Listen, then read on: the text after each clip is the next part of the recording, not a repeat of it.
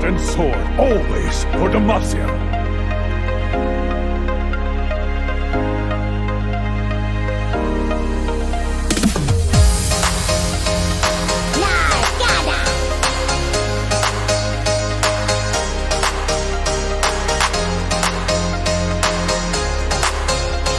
Seems you left your brave pants at home. You want me to wait while you go get them?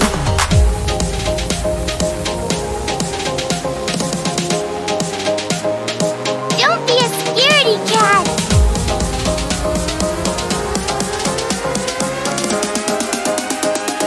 The fun begins.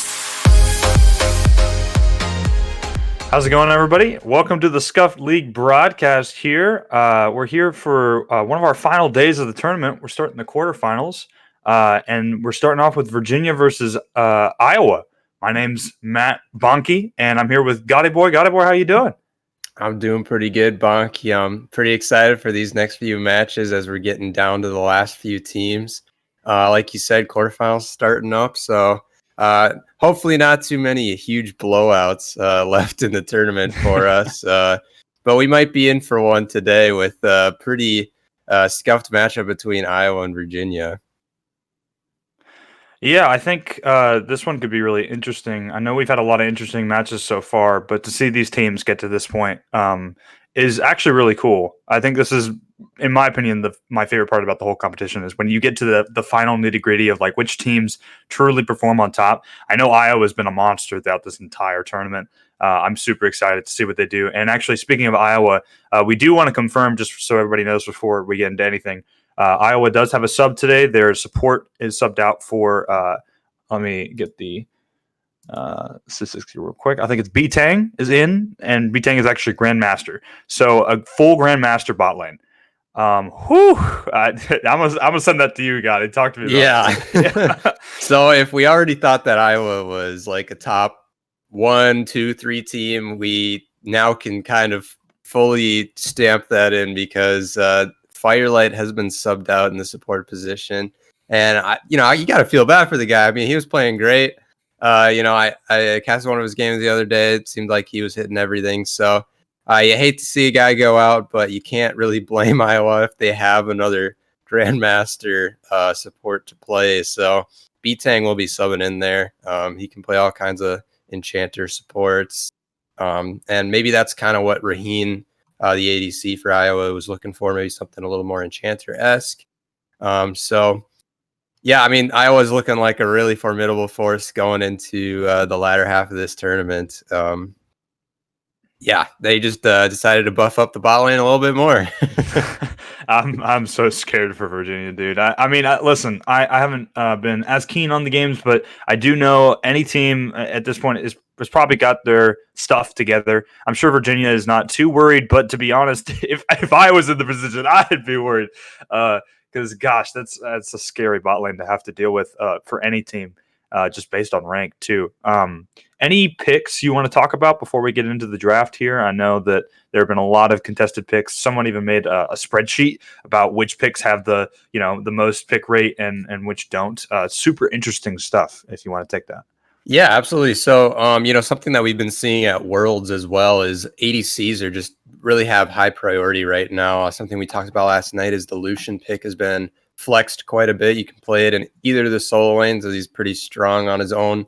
Obviously, you can play it in the bot lane as well. I haven't seen either of these teams really pick it much. So, I'm going to be looking more at mid lane matchups. We've talked so much about Iowa being this huge force to be reckoned with, but Virginia's mid laner, 999 forever.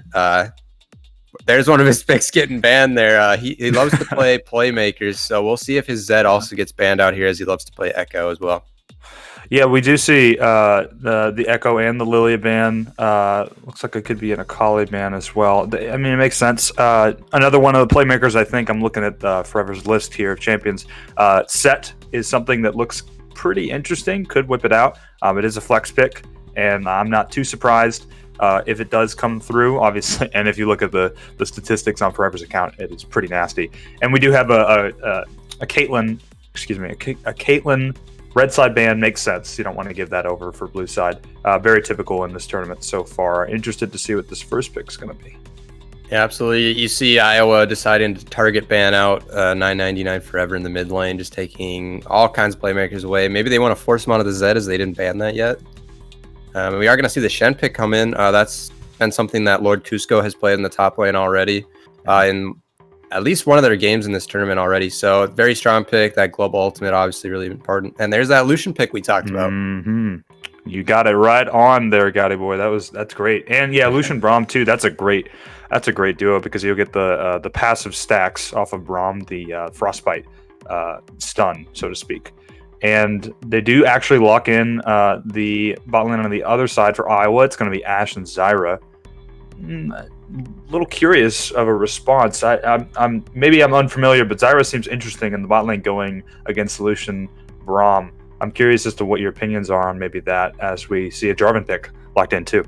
Yeah, so we're going to get the bot lanes traded back and forth. Lucian Braum, super strong bot lane. I know that some of the other casters were saying in one of the other games that they're not the biggest fan of Braum right now in the meta. You know, he can get a little caught out and doesn't have the playmaking ability that some of the other supports have right now. But Lucian's able to really proc Braum passive very easily, get those stuns off. So I like that combo a lot. And then, you know, we see Ashe Zyra in the bot lane, B-Tang with his debut in Scuffed League, going to whip out a spicier pick, dishing out all kinds of damage and CC on Zyra.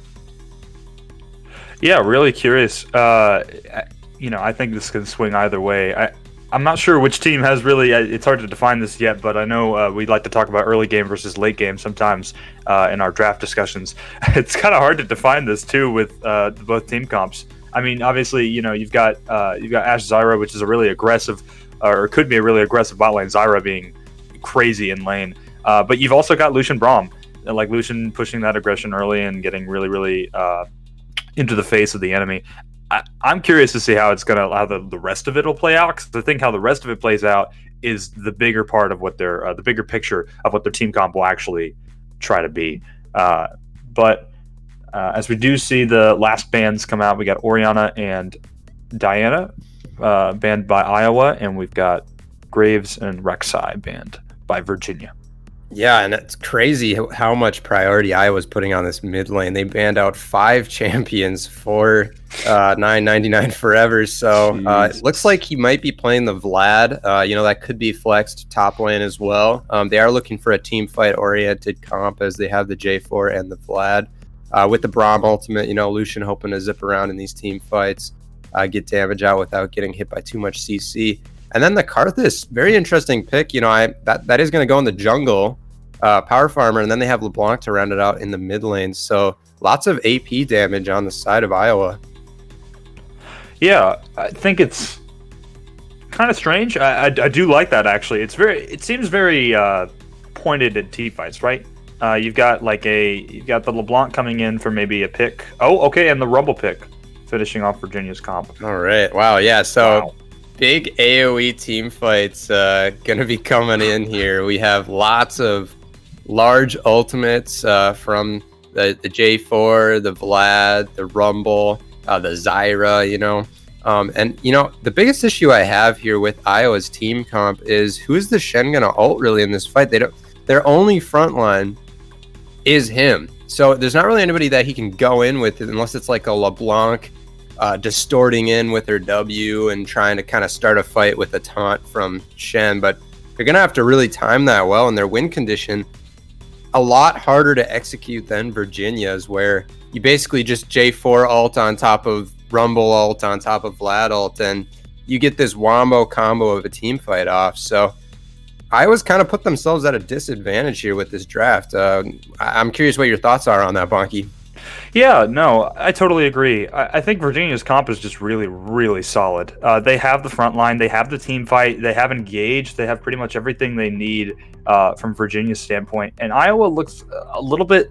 I mean, I think they're just kind of. I think they might be trying to flex on Virginia here with some of these picks. I mean, you look at the Zyra pick in bot lane. I know I talked about it before how it's aggressive, and I'm a little surprised. I myself am a lower level player. Maybe I don't know the strats. Okay, I don't know have the understanding to really get how good Zyra is.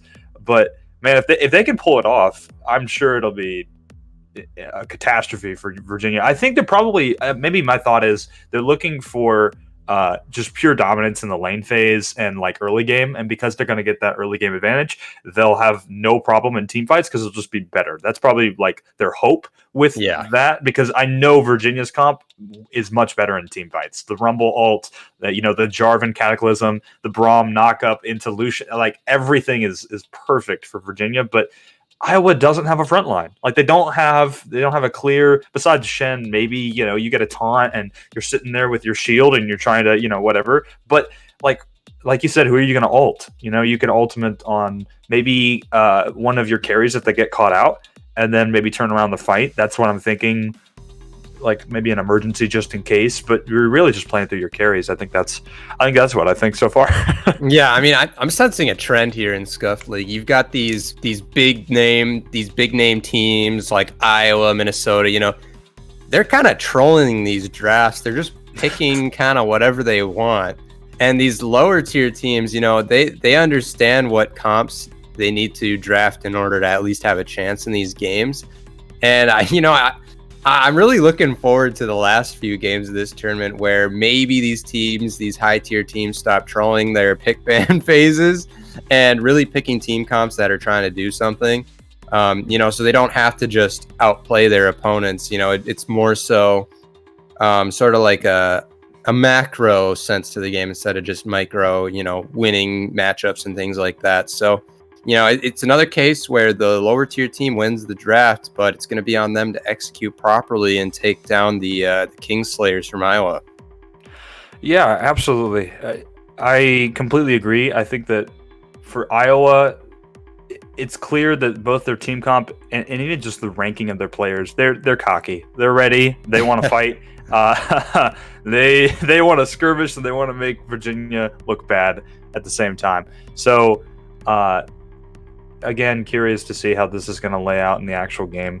I think that exactly what you're saying kind of plays into the whole theme of Scuffed League too. It is like, from the games that I've casted too, it's so interesting because a lot of these games, at least in the beginning, were stomps, right? Absolute stomps and mashes. But it's so interesting to see that sorry, I was about to say Virginia, but I guess in this case, like we're talking, right? Virginia, maybe the underdog in this case because of ranks, maybe rank disparity, but they have that team comp that looks good, and they have something that you can really build a basis off of. And all these lower tier teams have pretty solid team comps and safe gameplays and easy to play champions, but they just get beat because the pure prowess of the players is enough to substantiate like a difference, right? You get these crazy playmakers on teams like Iowa, North Carolina. I mean, you've got a lot of teams with some really great players that are just going to shine and show that regardless of team comp.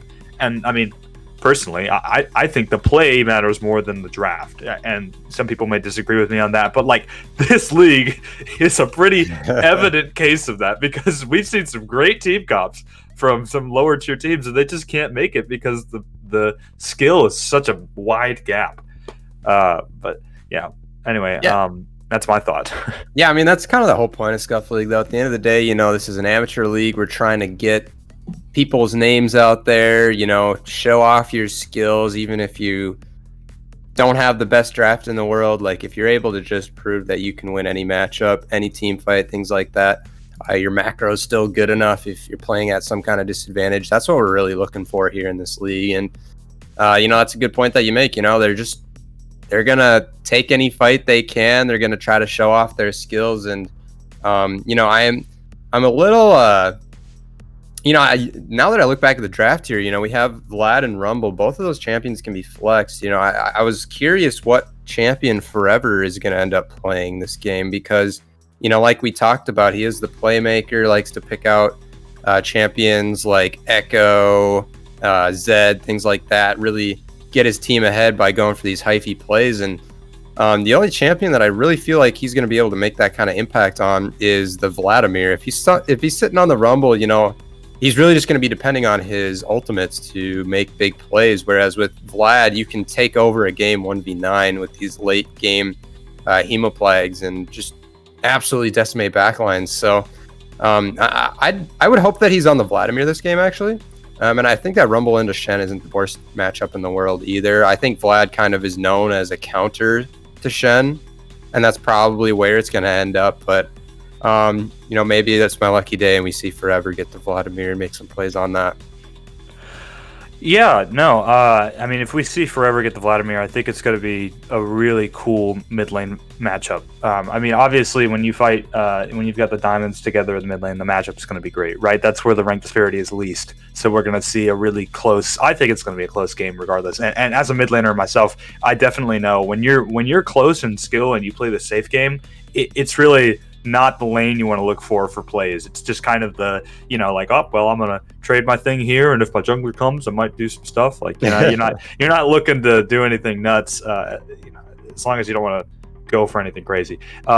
And bot lane is, to be honest, exactly where I'm looking this game. If we're to contrast maybe the mid lane, but might not be as exciting to the bot lane, where you've got this Grandmaster duo against Sloshy and Fortress Door.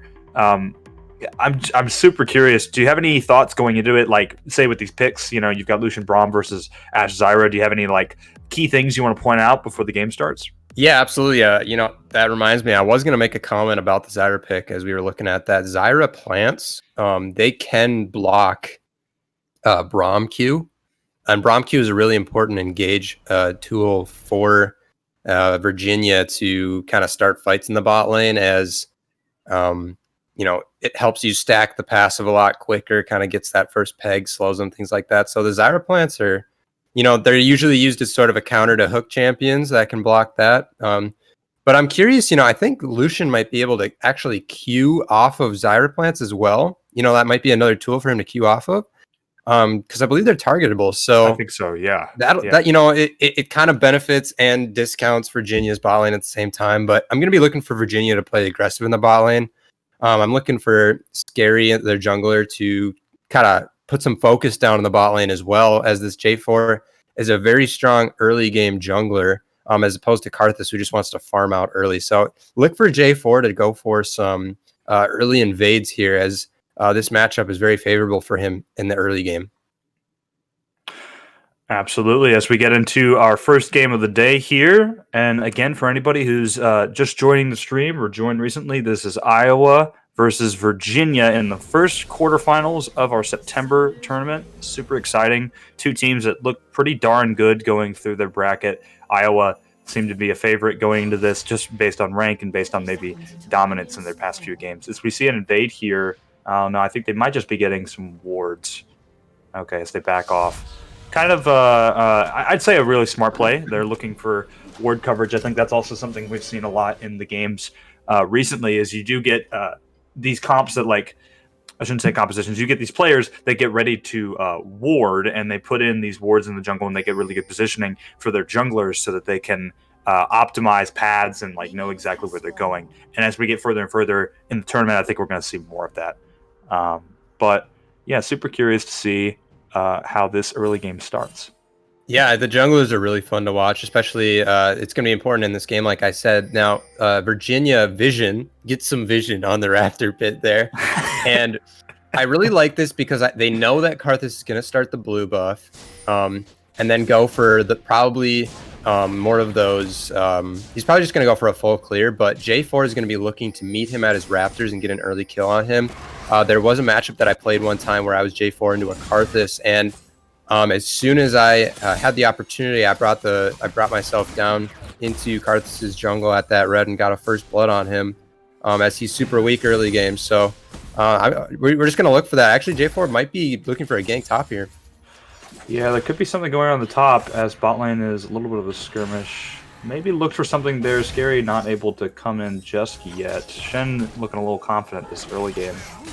Yeah, I'm very curious for the bot lane side as well. You've got this, maybe back and forth aggressive stance from both the bot laners. Oh, we do actually have an engage here in the mid lane. Getting a little greedy. LeBlanc goes in, but not actually going to take too much back for that. Yeah, J4 tried to predict the distort back from LeBlanc and just times it a little bit off so he doesn't get the knock up to force out a possible flash. Meanwhile, top lane.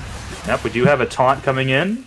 The Vlad Hemo not going to actually hit on that, but going back off. Not too much action happening, kind of going back and forth between these lanes. They're testing our caster ability as we're right about to cast a fight, and then they're not actually doing anything. Oh, there might be another one. Oh, we don't have anything just yet. Oh no, Vladimir used the pool. Nope. And the pool comes out. Oh, the pool. No.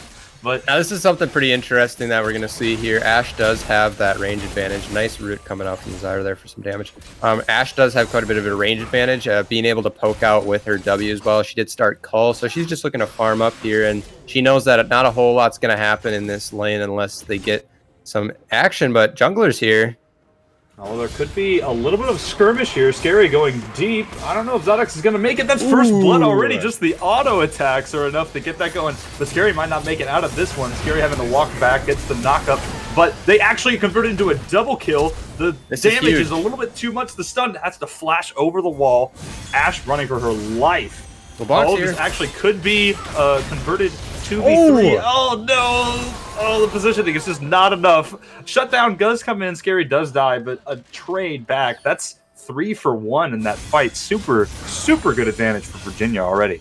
Yeah, you see the power of the Braum Lucian bot lane, able to stack those passives from Braum so quickly. Meanwhile, top. Oh no, we have a fight already, and the flash comes in for the flash. Cusco getting the kill onto Wheezy top. This is just a bloodfest already. There actually might be another one down here as I'm beginning to commentate this. Fortress, we're having to walk back. The slow is really hard from Ashe, and Zyra is just walking straight into Fortress door, looking for it. Gets the E. Actually, the damage is there. Lucian re-engages. That's a lot of damage back, but I think Braum might be the first to go. Fortress door barely alive, and the re-engage Scary gets a kill. That's actually nuts. This is really good for the side of Virginia so far. Scary making this game look easy.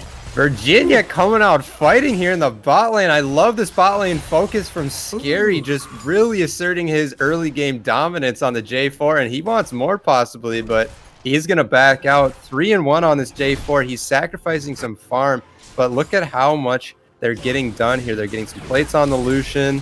It's just going really well for them in the bot lane here, and I think Iowa's kind of trolling, trying to take these fights early, as you don't want to tussle with Braum Lucian really at any point in the lane phase with their jungler in the area. So really good execution from Virginia, executing on their game plan in this early game. Oh, we do see a skirmish here in the middle. Forever having to flash for the flash. Last Spartan actually going to die to the tick of the ignite. The solo kill. Wow, dude, the 999 triple is actually doing work this game. Scary and Forever are making this look really easy. Although B-Tang is here, I do want to make that clear. B-Tang could look for something. That Karthus is on the way too. This could be bad. We could get a skirmish. Forever starting to back off, but B-Tang knows. Oh, the Rumble ultimate re-engage. That's too much damage. Takes almost gone, but Forever looks like they will be traded. No, the shield. Wait a minute. No way. Okay, all right. I was on the edge of my seat right there. Forever barely, well, doesn't really get away, but gets the kill traded on the B-Tang. Yo, what is going on with the Kingslayers from Iowa? Playing kind of messy here. Shenel comes through. Oh, yeah, another fight. It just doesn't stop. The action is non-stop, and Scary actually dies. Oh, that's some poor positioning there. Ooh. Yeah, bites off a bit more than he can chew. Shen, you know, he still has TP. He's just going to probably whack back to lane. So, nice pick up there. Scary trying to push the advantage that they have early here, but while we saw that skirmish in the mid lane, Scary did pick up the Mountain Dragon as well. You know, they're sitting at 6-4 right now. They got the first dragon. Their bot lane sitting pretty. Rumble just playing super aggressive. I love this play from Forever in the mid lane. Yeah, Forever just makes this matchup look so miserable for the LeBlanc. I mean, you've got, like, Last Spartan is trying their best, but goodness, Forever with that basically almost 2v1 against the Shen, B-Tang and B-Tang Cusco when they came in earlier it just shows prowess. And what's interesting is that it's the other side of it, right? We were talking about how Iowa was pretty cocky with their draft. I mean, Forever is like, no, you can't do that, right? You know, Forever is truly trying to prove a point against this team that you can't draft so cocky, and if you lose in these laning phase, you're gonna pay for it in the later game. Oh, could have a fight here in the jungle. Yeah, we could see Cusco actually die here. Not a little bit too much. Actually, sorry, not Cusco. That is Zodas. The flash does come through, so not a kill just yet. Yeah, they are going to be able to steal this blue buff away. Karthus farming up pretty well for himself, and he does have that 1 kill. So be looking at this Karthus to be looking for a big ultimate anytime he's able to get kills with his ultimate. Obviously, very nice for him. He gets the cooldown on it if he gets any kills. And he did go Dark Harvest as well, which is typical for Karthus jungle. So he's not too upset to lose his blue buff there, sitting on 52 farm to 37 to the J4. J4 obviously been a little more active in the ganking game. As we do see the pool activated here, kind of a soft trade, although half health is not bad for Cusco in the top. Scary looking to start that Rift Herald, and they do get a stun the Ash ultimate. Wow, okay, doesn't convert to a kill just yet, but Fortune Store looking low. They did just trade back. Raheen is also low on the Ash, so we'll have to see how that goes through. As we actually do see a fight. Okay, I wasn't expecting this. The Hemoplague does come out. Wheezy gets a pretty good trade. I think Cusco wanted to do more there, but realized a little too late that the heal was going to be too much. Yeah, and he'll be happy to take that trade. Taunt for ultimate coming out of the Vlad. Vlad, I think, like you said, thought that Cusco was going to go for a little bit more there in top lane. Scary is pathing into the Tribush up top lane here with Forever. They might look for a dive here. Rumble ult and J4 ult are both up. So once this lane crashes in, they're going to look to get a good dive off. Look at for the Shen taunt. Meanwhile, Karthus gets a double kill on the bot lane. So this has to work for Virginia. This is huge. Yeah, it looks like we're going to have a trade here. As the double kill comes out bot, we're going to get some Scary action with Scary being the pilot here. Scary does try and go in, but the ultimate from Zadox gets the kill. In return, Cusco is still alive as they run back the Shen with a miracle right there. Absolutely failed dive, but amazing trade for Iowa. Lord Cusco absolutely smurfing on Virginia there. They layered their ultimates before his flash taunt came out, so they had no follow-up once he used that. Scary does get stuck with tower aggro and dies to the Karthus ult. Another huge swing going over to Iowa. This Karthus is now 4-1 with 71 farm. He's taken all of Virginia's bot lane farm. He's just going to take this fight. Oh my goodness. Scary actually completely losing the 1v1, just walking straight into Zadox. Zadox just is unfazed. Zadox says, come fight me, and then Scary goes, oh no, I can't do this. So has to back out. Sitting on about a 1k gold lead. We got a fight in the bot. Look for something. They do flash away, so not just yet. Fortune Store, though, takes a little bit of damage as Braum has to block for some more. The Ash Arrow does come out. We're going to get some more damage back onto Fortune Store. Fortune Store is the first killed by Raheen. That's another kill picked up for Iowa. Just amazing start right here so far. Yeah, we do see Vlad coming down here to the bot lane, but he might just end up heading back up as they did just lose their support. And I would expect Iowa to just take the next dragon here as they win that little skirmish there. You know, really tough swing of events there for Virginia. You know, Rit hits. Oh, okay. We have some damage being traded as they do get the dragon. The Infernal is gone, and it looks like it'll be an Ocean Soul this game, which is going to be really key for either team comp if they get it.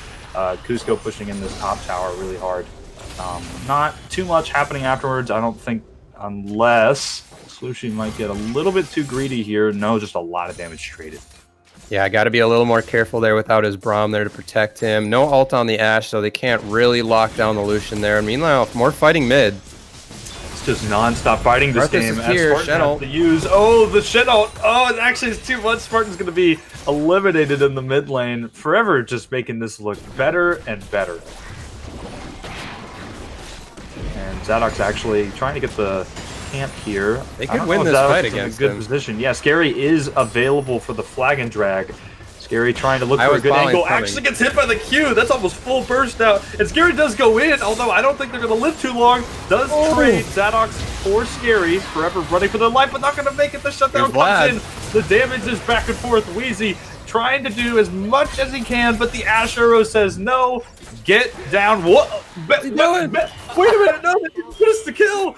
What just happened? V-Tang was ready to go, but Raheen just left. Wheezy might actually What's your plan here, Wheezy? Oh my goodness, the Q. Could it come out? No, didn't have enough time. That would have been insane. Meanwhile, yeah, a little bit of a misplay. I want to give it over to you, Gotti boy, but these fights are just too often. Slushie is getting eliminated down here on the bot side. Spartan Man making up for that death earlier. God, this is. I mean, we're at 12 minutes and it's 12-8. We have 20 kills in this game. It's a bloodbath. It is a bloodbath, Bonky. I gotta say here, Iowa, really playing to what we were talking about, just trying to win every little skirmish, take every little fight. And I really appreciate Virginia's effort here, fighting back. Rumble, he has scaled up a bit. He's 4-2. This Karthus is huge, though. He's got his pen boots finished, and he's working towards his Morellonomicon. He's already got that magic pen, so his ultimates are really going to be hurting, but they are looking for an invade on him here. Again, we see Scary looking for something on Zadox. Zadox gets pretty low. The Rumble ult does come through. It does miss. The re-engage by Last Spartan and the ultimate is going to clean up Scary. Scary just dying back and forth here. Going 3-5 from that 3-1 start that we saw. Yeah, you hate to see that. He had a great start to the game, but just started pushing his advantage a little too much. Went for a lot of greedy plays, and now he has fallen extremely far behind as we see another fight here. Yeah, Spartan... Again, looking for something, gets the LeBlanc chain, but not going to actually get anything more than that. As Fortress Door just gets rid of the ward and kind of backs off. As we might have a little bit of a break here from the action for just a hot second. I do want to turn it over to you, maybe some game state stuff. What do you think is going on so far? Yeah, so I wanted to take a look here. We have the Vladimir and the Rumble on the side of Virginia that are both, hopefully... This isn't another kill here. Oh, no. I think Forever is getting a little greedy as Vite gets the knockup. No, Forever don't die. So much damage. Oh, the damage. Actually, not enough. Last Spartan does get that kill, and they don't get any more onto Scary there, but, man, these fights just don't stop. Yeah, it's hard to find a bright spot for Virginia as, even though they got quite a few kills early game. Meanwhile, fight bot lane. Okay, this might just be the bright spot we're looking for. The Shen ultimate does come through. Does it actually come off? No, it doesn't, as Raheem dies right before the activation of the Shen ult. They are looking really low, though. B-Tang could 2v1 this unless the Lucian ult does it for Slushie. Oh, it's so close both ways. And the stun, too. God, there's just too much happening on this map. Yeah, right, Virginia fighting back. Meanwhile, we got a TP bot lane. I really like this aggression back and forth. Yeah, this is almost too much, man. Scary trying to re-engage here in the mid lane as we do get a 3v2 looking as the Rumble approaches. And the ultimate does come out, not going to actually hit anybody. Zadox running back. Okay, this is now actually probably the 4v2. Last Spartan doing some duck and weaving as they make it away. They actually dodged the Vladimir damage as well. Woo, this is, I don't even know what to say. I mean, this is just too much right now. Virginia honestly could have like 4 or 5 more kills, but Iowa just keeps getting away by the skin of their teeth. Dragon is spawning soon here in Virginia. They're pretty low health bars, but they're going to try to look to stick around, get some vision, maybe catch this Karthus out in their jungle as they do have him spotted out on a ward. Yeah, this is exactly what we were talking about in the draft phase, is just how like one team might be really aggressive in the early. It looks like Zadox actually getting a little bit too much damage. That's a shutdown again. Forever is getting kills left and right. Scary's dying back and forth. It's just everything is happening right now. I am loving this game, Bonky. Who cares what the haters say? Virginia's fighting back here, and they do take out the jungler, but they're forced to reset as their health bars are pretty low. Iowa going in for some aggressive plays here on the back end. Yeah, we might see Spartan doesn't actually get the pick just yet. They do start to clear out those wards, though. Iowa looking to have a dominant position on the dragon so that they can't engage it just yet, even though their jungler is gone. I don't think they can do this just yet because Fortress Door gets hit by the Ash Arrow, being really low on health, and they get the kill. B-Tank, the trades are too much for Virginia. Virginia getting smashed. We got the Karthus ult coming out. That's a double kill for B-Tank, and they're going to convert it into a dragon. B-Tang on the Zyra absolutely melting Virginia in that corridor there. Virginia not positioning strong there and just leaving those plants there to hack away. Braum just got absolutely destroyed. Meanwhile, I should mention that Rift Herald was spawned and it is now about to charge in the top lane for Virginia. So something to get back there as that bot lane play did not go well. Ooh, Last Spartan getting really greedy underneath the tower. Actually dies for the trade. That was a lot coming out for Last Spartan. You always want to see those aggressive LeBlanc plays, but whew, not ready for that. And the top tower will fall for Virginia, so that Shelly getting some work done. Karthus decided not to go catch that. It probably should die to the wave there. I'm not sure how much HP it has left. But Ashe is pushing in bot lane here as well. I believe Rumble just ulted. Yeah, we did see an ultimate come out. They tried to get the kill, and the Shen ultimate does come back in. Raheen with half health, not looking too damaged just yet, but Weezy with the flash coming in for the Hemoplague damage. Vladimir might be Doesn't too have the much. damage. Wait, but Vladimir punch! Whoa, no! Cusco gets the kill and is on the killing spree. As this game is just non-stop back and forth action, they're not letting anything pass. Such a bloody game, just fights all over the map. J4 pushing in topside while this fight happens here, and he should get another tower with Shelly, but he might die for it. Yeah, as the tower does come through trading. Scary Oh, walking straight into the jungle. What are you doing, Scary? Scary actually trying to re-engage on the last Spartan. Oh! Gets the Flag of Drag out. They might be able to... Okay, there is the plant right there. They could make it as they do get it, but the Ash Arrow connects in the stun! It's amazing coming out, Raheen. He's still running. You are not Scary. It's actually somehow still alive in the bot lane. There's a fight as well. Scary does die, unfortunately. That was almost a miraculous escape, but it did not happen. A shutdown comes through. Slushie in the bot lane getting that kill as they have to give up the tower, and Zadox has to back off. Wow, this is non-stop action. 10 HP after that little fight in the bot lane, and I love this. You know, we've got these side lane trades going on, a lot of macro trades going on in these fights. Vlad's going to get caught out, but I think he should be fine. I really like B-Tang just playing really aggressive here on the Zyra. He knows he has a lot of damage, but he's also so squishy. So if any CC lands on that Zyra, he should get popped.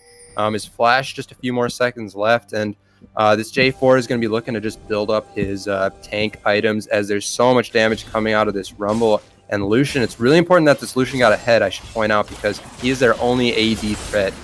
Scary's in trouble, though. Oh, Scary tried to get that red buff. I think you're a little too greedy on that one, because your jungle is no longer yours as Raheen gets the kill. And Forever might be a second kill traded. Does proc the Leandries. I don't know if that was the best time to do that, although they do re-engage. If we have a big fight here, Forever does go down. We might see Raheen do some more damage. It's a little bit greedy in the front line. If they re-engage, the damage is too much for Iowa. They're having to back out. Karth is actually trying to do some damage with the ultimate. Oh my That's going to shut down. That's actually traded. 2 kills for Iowa. They turn this fight right back around. Fortress Door is probably not going to be able to do anything here. Zadox chases him down. Okay, might get a blast plant over, but wow, that fight was insane. Yeah, Raheen absolutely disrespecting the power of Braum. Lucian just basically walking straight into them, and Lucian makes him pay for it, but Karthus and LeBlanc on the back end doing so much damage with their ultimates, and it is just a crazy bloodbath of a game right now. I love these team fights. Actually really close. It's all about who gets the jump, but I have to say Weezy in the top lane for Virginia not getting out the damage he needs to. 0-4 on this Vladimir, and you know, his itemization too is it's going to be really tough for him to get damage out with a Protobelt and an arm guard right now.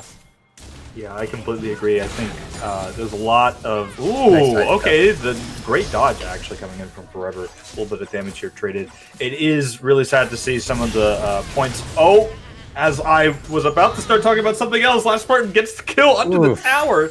Barely doesn't die in return, but yeah, I mean, this is, like we were talking about, non-stop back and forth action. Scary looking for the re-engage here, gets the Cataclysm, and B-Tang is stuck, but is not afraid at all as the damage is too much and they have to back off. Virginia's just looking less and less dominant as the game goes on. 3-8 on Scary, 0-4 on Weezy, like you're talking about. This is a lot.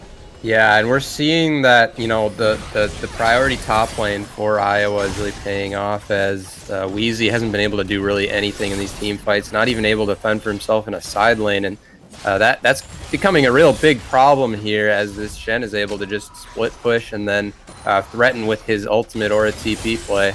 And look at all the vision that Iowa has in the jungle here. Really scary place for Virginia to be walking up here. Yeah, they're just going to give tower away. Oh, yeah, actually, tower is already gone. Didn't even realize that as the 5-3. Poor positioning, unfortunately. Yeah, they just kind of walked up. I don't know if they were just trying to establish vision around Baron or something, but they do end up just giving second-tier tower. Now they are going to... look to collapse on the Shen here in the top lane, but Dragon has spawned, I believe. And it looks like Raheem's just going to solo that while Shen taunts away. Macro play a little off point for Virginia here. And yeah, it is going to be the third Dragon going over to Iowa. One away from that Ocean Soul now.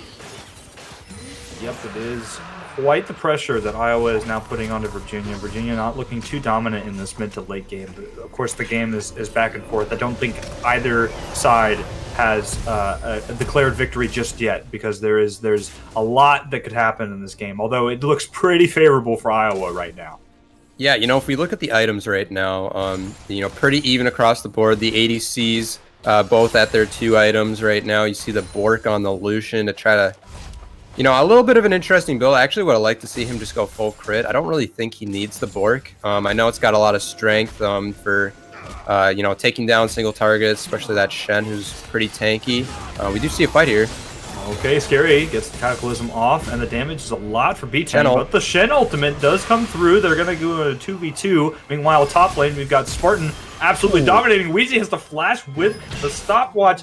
Just not enough, actually. That was a Leandre, not a stopwatch correcting. Although there is a fight here going on in the jungle. A lot of action as the fight has to back off. Scary trying to go away, although Raheem does get a kill. Ooh. Oh, the Karthus ult, as you least expected, the double kill slamming down.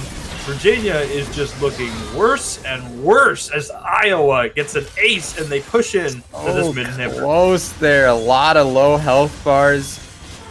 Lucy on the Lucian trying to carry his team here, but they just wasted too many AoE ultimates on single targets in this mid to late game, and Virginia most likely going to lose this game now. I don't think that Iowa can close it up. They will take the mid inhib and most likely look to get Baron here off of a reset. Ooh, wow. There's, you know, I think we finally have a nice 30-second brief window to just, you know, calm down and just breathe. Whew, it's a lot to go on. Iowa is, you know, I think what's happening is Virginia is just trying to really make this game aggressive, and Iowa is matching it left and right. Yeah, and I don't think Iowa was expecting it early game. Ash is just going to auto Scary down here. Oh no, Scary. Such an unfortunate TP as well. The TP comes in. This is another fight. We haven't even actually got the reset. Fortress Door dies for the double kill on B-Tang. B-Tang is making this game look too easy. The shutdown. They actually do get some trades back and forth. Oh, but B-Tang almost in the 2-1. It's a triple kill coming out.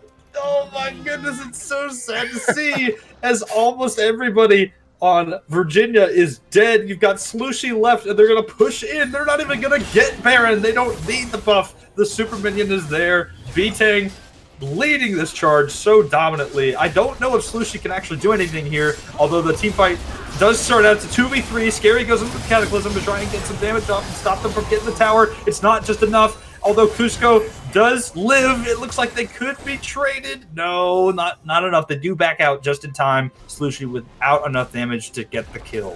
Yeah, Scary just kind of ints in there to save their base for now. Now 3-11 on this J4, just kind of taking the L's for his team throughout the game, trying to get this Lucian and Rumble ahead. They are going to go aggressive on the Karthus here. I like this play. Flash with the wall. Zalox does have to flash. Not too much happening after that. I don't believe that Zalox because he's going to walk this one out. Yeah, that's another situation where Iowa's just kind of overstaying. We see this a lot with these, you know, highly ranked teams. They just try to stay for everything and end up getting caught out every once in a while. But he will get out there with his flash. And like we said, you know, Iowa, you know, most likely just going to wait for this dragon. But if Virginia keeps pushing these fights and misexecuting, they might just end the game off of a bad team fight. Oh, okay. Last Spartan actually just staying there like the fake. It's actually going to be enough to... Oh, okay. No, does block the Andres, but Scary is going to get traded already. Wheezy stays there and gets killed. What is happening, Virginia? You can't let this happen to you. Rumble forever dies. That's a double kill for Raheem. I mean, this game is 37-15. It's unstoppable aggression from Iowa.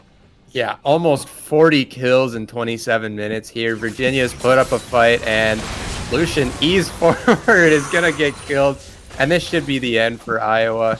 They're going to bring in the super minions to the mid lane. And overall, really fun game to watch, but I do think this one's over, Bonky.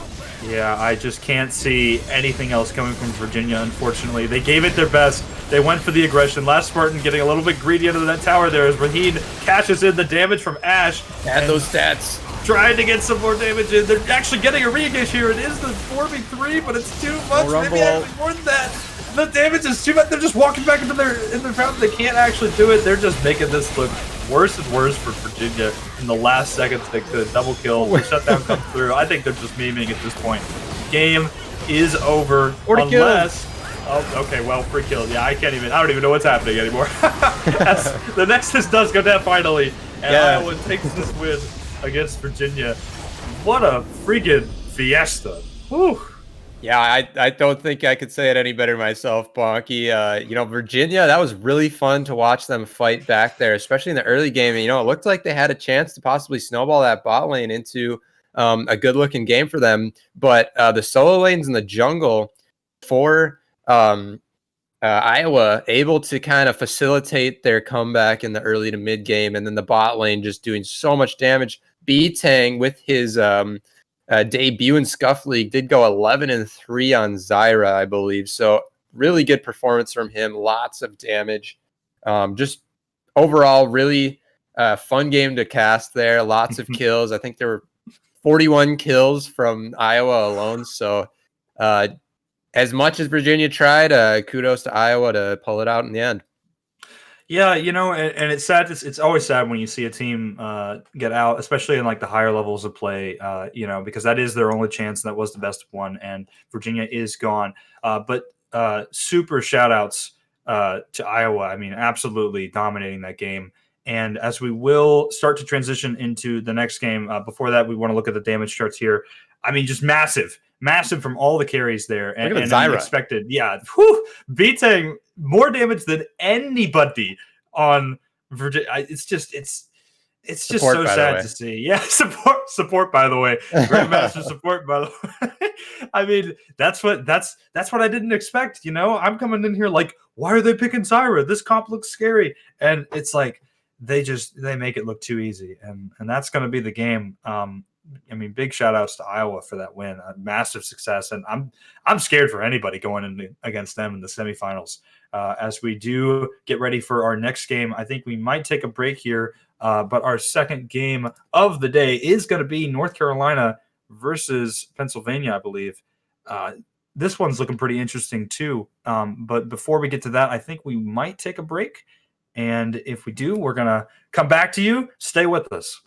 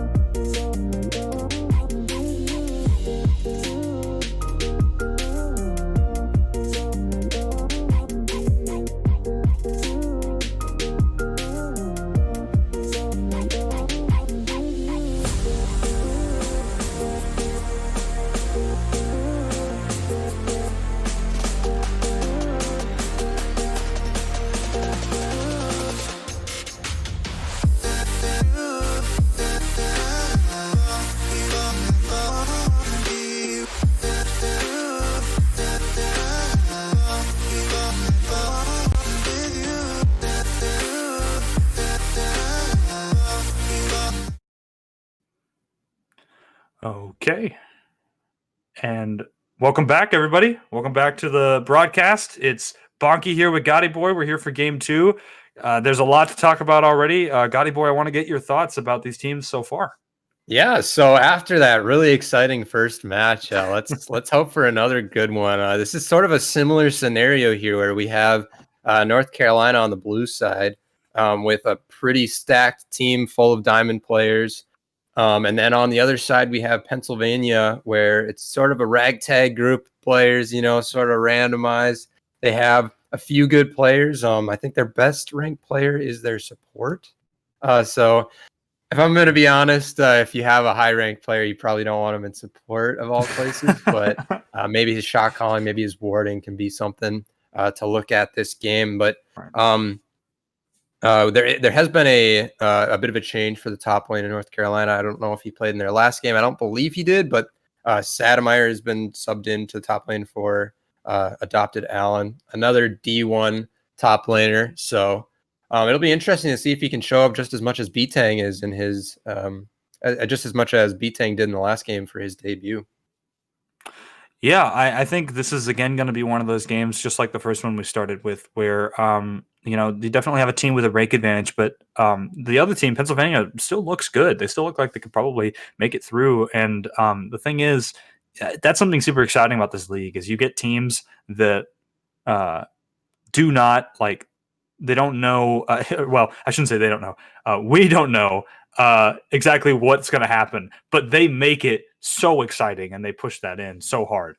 And I'm super excited to see how that goes. Yeah, I think really the win condition for all of these underdog teams is just to be aggressive. You saw last game, Virginia was able to play really aggressively early game through their bot lane.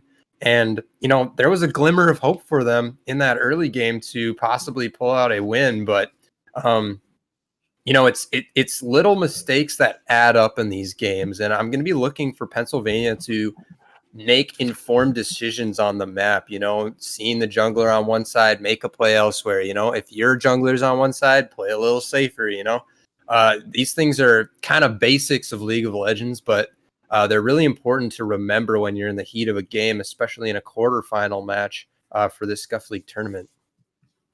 Absolutely. And, for some people, it may not be as important for others, but this is quarterfinals. I mean, we are getting to this super, heated moment of the tournament. And we have a lot of teams that competed. This is actually really fun. And it's a lot of competition and it's a lot of solo queue talent that we've been looking at. And it's really cool to see it all come to fruition. I think this game is, again, going to be another fun and interesting one.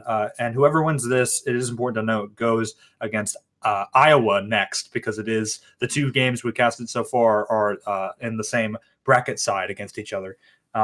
So it's going to be really, really interesting to see if Iowa has a match, so to speak, against either North Carolina or Pennsylvania, because they looked crazy in that first game. Yeah, absolutely. Maybe showing a little bit of weakness too for Iowa, but like we were discussing earlier, Iowa was able to kind of get a bit of a glimpse of what it's like to play from behind, and I think that's really valuable experience going into these last few games of the tournament. So we'll see if North Carolina gets a bit of a run for their money here from Pennsylvania as well. Just looking at some of the picks here, these teams play pretty different champions. Last game we were looking at the Lucian pick as being pretty contested. I know that North Carolina has played the Lucian. But one thing interesting to point out is Pennsylvania has played the coveted Sona Lux bot lane in one of their matches here in the tournament. So we might see if North Carolina decides to ban that out, but maybe they're fine playing into it as well. And we are getting word. Okay. So I see. Got it. We just got word from our observer here that it is actually not a sub, but it's a name change. It is still Adopted Allen in the top lane. I'm hoping he's not too mad that in the last cast I called him Adopted Alien on accident like multiple times because I couldn't read that it was an L instead of an I. So, it's a good thing that you got a name change, so that way I don't make a mistake. You can't mispronounce Sattermeyer. That's easy, right? Sattermeyer. Now we have to purposely just completely botch his name. Sadamarie. Sadi Marie. Just gets annihilated there. We should just change it every time we call it out. Hopefully there's a lot going on in the top lane so we can do that. Yeah, this is what you get for a name change. All right, this is what you've done to the casters. And we're just about done with the first ban phase, and it's Thresh, Lysandra, and Lasagna. I don't even can't say that word. Yeah, Lasagna, Thresh, Lasagna, and Mordekaiser banned, and then on Pennsylvania, it's Nunu, Hecarim, and Darius. Okay, interesting to see the Darius ban. I mean, I think it makes sense. Darius actually, to be honest, has been a really good pick in this tournament. A lot of really good top laners have been flexing that Darius and just bringing it out and making it, a dominant force throughout the rest of the game. So curious to see how this what this pick is here. Yeah, I specifically like North Carolina's bans here. Actually, they're taking away a lot of comfort. Thresh, really big champion for a Blossom in the bot lane as a support. Lysandra, definitely Voidhammer's #1 champion in the mid lane, and then Mordekaiser. Even if I believe it's Albino Springroll is their top laner, but either way, that champion Mordekaiser is so annoying to play against. Basically, I always have to pay the QSS tax. Good bans there. I like the Olaf pick here from North Carolina. Yeah, I do too. I think it's a very straightforward jungle, and it's also very easy to execute. So interesting. They're going for the easy to execute when it looks like they have the advantage, maybe so to speak, in rank and individual prowess. And they do pick on the other side. It's going to be Soraka, Shaco coming. Ooh, wow. That's spicy. I would guess that's going in the jungle. The only other place I really ever see it is like a cheesy support. But with the Soraka being locked in there, I would guess that's going jungle. And that's going to be a tough matchup for him into the Olaf, as once it gets to level 6, Olaf can just kind of ult and not have to worry about Shaco boxes stopping his engage. I agree. I think it's kind of weird to pick the Shaco there, but I mean, what do I know? These guys are at the top level of this competition. I mean, they're showing it out. It's interesting too that the team that looks like they're less likely to win through like individual skill is the one that picks the Shaco, which seems to be a very like aggressive assassin-y kind of like you have to wage it onto how good your jungler is against the other jungle. If they get a good counter gank or if they get a good invade or something, then they might be able to activate. But you gotta think about that before you go into this when it comes to individual matchups, right? So anyway, we do get the Senna pick and the Varus for or Varus, however you say it, for North Carolina, and then the Ashe being the final pick in the first phase for Pennsylvania. Yeah, really interesting course of picking here. They first picked the Olaf. I'm a little surprised to see that. It's not a huge deal, and they picked their bot lane as well. And then Pennsylvania, they first picked Soraka with the Shaco. I don't know if they needed to pick the Shaco right away. Maybe they just picked their bot lane right away instead. But it looks like that last ban for Pennsylvania was a Wukong, as their jungler or their top laner Sattermeyer or Sadi Mire.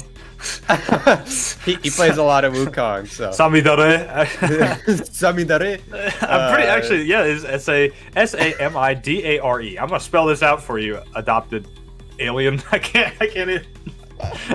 This is just. I'm already done with this thing. Yeah, Sandman. I don't even. At this point, I'm just going with other. Okay, so and then that last ban. I actually did not get confirmation. I'm gonna have to listen one more time. It was a Syndra ban. Sorry, my bad. And Syndra ban and Cassiopeia banned, and Silas actually. Okay, got it. So interesting. Just. I guess the mid lane is being targeted here because Pennsylvania that's a Silas ban, and then the Syndra ban with North Carolina with Cassio. I mean, it's a lot of mid lane picks that you're eliminating here that are really good that could be used in a lot of ways. So yeah, so we have all we have left is the solo lanes. Pennsylvania's going to pick up Jax, pretty safe or a strong blind pick in the top lane. Very aggressive. All these champions can be very aggressive. Ashe and Soraka might have to play on the back foot a little bit with all this Senna and Varus range poke. And we might see the Cho'Gath coming in here for North Carolina. Okay. This We'll could see be if they a lock pretty it in. interesting pick. They don't have a lot of time left. Oh, okay. Oh, okay. They playing tried with to us. flex on us. Okay. Okay, I see you. I see you up there. Sami Dare. I see you trying to flex on us here. No. Cho'Gath being picked. Interesting into the Jacks. That's something we're going to have to talk about for sure when we analyze these teams. And they are getting into their second pick, North Carolina. Pretty interesting team comp so far. A lot of damage, but also not too like you're not looking for an assassin-y kind of advantage maybe as the Shaco as compared to the Shaco on Pennsylvania side, excuse me. And the Galio is locked in. Really interesting team comp. Yeah, these team comps are just so weird to me. I mean, none of these champions really played a whole lot besides the Ashe. Varus definitely hasn't seen much play lately, just due to the meta shift. So really interesting to see that. And then, the Galio pairs really well with the Olaf, so I can see the synergy there. But I guess they figure they just want to tank Cho'Gath in the top lane. And this is really interesting. Where do you think these champions are going for Pennsylvania? I'm not even sure. I mean, traditionally it's okay. So Pennsylvania, let's look at it. So it's Ashe, Soraka bot most likely, right? Like that's the bread and butter. It makes sense. Regular bot lane. Shaco actually. Okay, so the question I think is where are the next three? So it's Jax, Maokai, Shaco. Shaco could be flexed mid, but that's a little weird. I never see that in normal play. And then you also have Jax, Maokai. I think Maokai can also be flexed as a mid laner or a top laner or a jungle. Probably more likely to be jungle top. Well, we're 100% going to see AP Shaco as they don't have any other AP damage, but I have a problem with Pennsylvania's draft overall. I mean, where is their damage coming from if this Ashe doesn't get ahead? I mean, they have a beefy front line, but like Jax, it's going to be hard to get his damage out, especially going into a kiting Senna, Varus. All the CC coming out from Cho'Gath and Galio. I mean, it's a really tough win con for Pennsylvania. I mean, this Shaco pick is just what really confuses me. And, I guess they're just going to go for some cheese. I honestly have no idea where these champions are going. Neither do I. I mean, my sneaking suspicion, and it does seem weird, is that it could be Shaco mid because it is probably the AP damage you're looking to build, maybe aggressive. It is Galio mid, though, likely, right? I think that's... Yep. Yeah, so it's just... this is like... You don't see these matchups very often. I don't even know what to think of Shaco into Gal. Like, what What is this? No, it's like... There's a lot that could happen too. I don't know. What do you think about the Maokai and the Jax too? You did talk about Jax getting a little bit of damage, but might not be able to do anything in those fights. Yeah, Bonky, let's just since we have no idea, let's just try to predict where these champions are going. Now, obviously we think that it's going to be Ashe Syndra or Ashe Soraka bot. Now there has been the occasional Soraka top that we've seen. I know Wonder liked to pull that out in the LEC. He pulled that out like once or twice. That would be really cheesy if they did that, because then they'd have like a Shaco support, like a Maokai support. But still that mid lane. So I think we're gonna see possibly a Soraka mid, and then maybe Jax top or Jax jungle. I just have no idea. So yeah, we are getting some confirmations here from our observer. It is Soraka mid already confirmed. Okay. And I think we're Jax jungle, and then I think there was one more. And then Maokai top. Maokai top, I think. Shaco support. Okay. Wow. Okay. What the heck? Not at all what we were predicting, but You're off your rocker, Pennsylvania. What is happening? Okay, listen, like sure. It makes sense. You want to get my glasses are all off because I'm crazy right now. Mark is going crazy. I'm losing my mind. No, Pennsylvania. It's like what? I don't even know what to say. Like, okay, so you're obviously the team that's the underdog here, right? You want to try and draft a team comp that's easy to execute, that like you and your players are comfortable with, right? Comfort picks. That's like a term used a lot in like pro play and even in in this play here. It's like I don't even know what to think. I mean, maybe these are comfort picks, but Soraka mid against Galio seems like such a hard matchup to play as the play. I mean, sure, yes, it's not too big of a difference, but I did watch Panda in the first few games. I was casting those games. I mean, by all means, North Carolina looks crazy in their lanes. They are really, really dominant through lane play, and even their macro is tight too. So it's like, what a strange team comp. Here's what I think happened. I think Pennsylvania's like, all right, we're probably not going to win this game, even if we get a good comp. Let's just literally random champ button and just play that wherever we're playing our positions. So, they're just going for a fun game, I think. We'll see if they can cheese the heck out of North Carolina. But with these team comps, I'm sorry, but North Carolina is looking like an extreme favorite going into this one. I just want to watch this Shaco just totally mess with North Carolina's bot lane, especially. This could be really entertaining.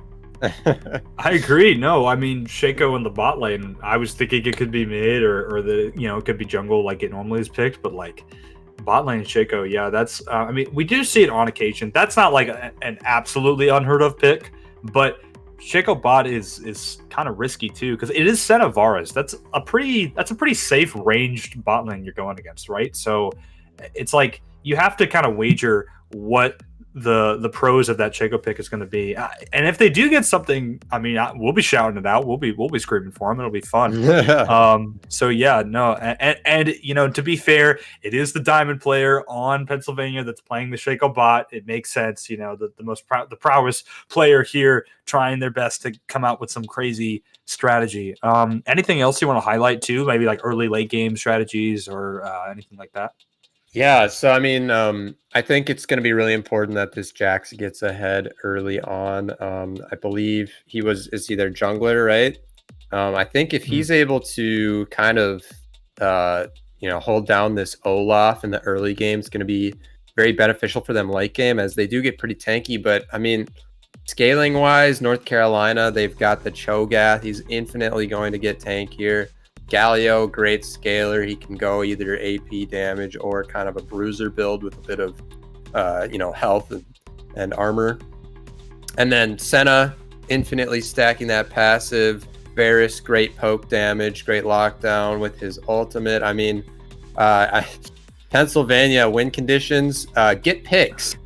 You have some tools here. You have Ashe ult, you have Shaco boxes that can maybe catch someone out in the jungle, you have Jax follow-up CC and Maokai W and ult. So, they have a decent amount of CC that is actually easy to hit, but you look at North Carolina, they have plenty of tools of their own as well. So, I really just think it's on Pennsylvania to cheese the hell out of North Carolina here and just give them a little bit of that gold plat random team comp. Love that gold plat cheese. that good old cheese. Yeah, that's what we're looking for here. The Royale with cheese. Oh my god, I love this league. This is great. And just quick shout out here to all the people in chat consistently talking about corn and lawnmowers and just Mikey, I love it. Jazz, I love it. But like, listen, I'm not a corn guy. All right, I'm just out here talking about these games. Okay, I know we've got a corn obsession with some of the staff, and they just keep talking about how we need to get corn sponsors and everything about like all the. I just listen, man. I love corn, but just this is a different game. Okay, this is League of Legends. This is North Carolina versus Pennsylvania. We're gonna get into a good game, and we're gonna talk about these picks. The sponsor of this game is cheese. Riot to it's corn cheese. Facts. Oh my god! Yeah. Sponsor of this one is pure cheese, dude. Pure 100% natural cheese. I'm not even. I don't even know. Wisconsin's not in this game, so yeah, that's true. Actually, that's a fair I don't even point. know if Wisconsin had a team, but this is not the quarterfinal matchup that I guess we were expecting. We were maybe looking for a good team comp coming out of the underdog team, like we've seen a few times. But maybe they've decided that hey, that's not working for any of the low teams. We're gonna go for something a little different. The randomize button. So. Maybe we're taking too much away from Pennsylvania here. Maybe they had this plan and we're just totally dumpstering on their comp, and they're just going to prove everybody wrong. we are small brain, they are big brain. So we, Yeah. that's we need to understand that we're not the players here. We're just the poor analysts and casters here, just trying to Us trying to put lowly together. peasants. We have no idea what we're talking about. So Yeah, you know what? I agree, Millie. We are taking Pennsylvania down a little bit too hard, and I believe we did just hear something from our observer real quick. I think we're Hopping just into now getting game. into game. Okay, cool, got it. Great. And again, if people are just now joining us, just like last game, we're in some exciting quarterfinals games today. And this one, the second one of the day, is North Carolina versus Pennsylvania. I'm here with Gotti Boy. This is going to be a really fun game too with these team comps. I mean, just ready to get in, and we're just now starting. yeah, it looks like we might get some early game shenanigans as North Carolina heads into the red side. Oh, okay. Actually, we do see a little bit of an invade here. We got North Carolina pressing a lot of aggression here as they get a couple of procs. That Olaf is running down the Maokai. Maokai's already about jeez. half health. Oh no, it's not even a minute yet, dude. Just let the guy go. Okay, the Jack's stunned. It actually already gets a flash and a mid lane Oh flash. my. North Carolina's looking for picks. It's not even a minute yet, man. Woo. 2 flashes coming out on the side of Pennsylvania already, and that Olaf slow from his axe hits, and he just does not stop. Strova playing very aggressive, rightfully so, on that pick, and just establishing that dominance that they've tried to do throughout this entire tournament. Pennsylvania, not respecting that invade, and they do pay for it with a couple flashes, including the Soraka. That Soraka is going to be a huge target for this Olaf to gank early game without that flash. Yeah, that's a pretty big advantage for North Carolina, getting those flashes out and just to be honest, being super aggressive. I'm curious to see also because obviously, we don't have the Soraka flash mid, and that's obviously a lane that could be really volatile. And Galio, I know from personal experience, as little as I do have, is super scary to fight. Because you just don't know when the Galio is actually going to fully activate on you and get that massive amount of AP damage to the Q after the knockup, right? So you just have to be scared. I know I'm scared for Pennsylvania and for this Soraka mid lane. Yeah, Galio does so much damage early game. You don't even realize it until he hits his full combo. So, you have that empowered auto from his passive. The Soraka's going to be stuck under tower pretty much all game, I think. Bot lane, they are getting poked out quite a bit, so really good job from Pennsylvania to establish some early lane dominance. Yeah, it's super nice to see. We talked before this game how Pennsylvania kind of looked like the underdogs going into this based on rank, and, the team comp just makes it look a little sketch. But definitely curious to see if Pennsylvania can use that bot lane aggression that they just showed a little bit further into the game, too. As top lane's getting a little bit hits the silence. The knockup does come through. I think Spring Roll is actually getting a little bit too close, taking a little too much damage. Doesn't actually convert to a kill just yet. Yeah, I'm pretty sure that the Cho'Gath has hit every Q this game. There's another one. Okay, and Olaf yeah. here, they want to dive, I think. Yeah, I think they're looking for a kill here. This could be first blood, as we do get the Olaf coming in.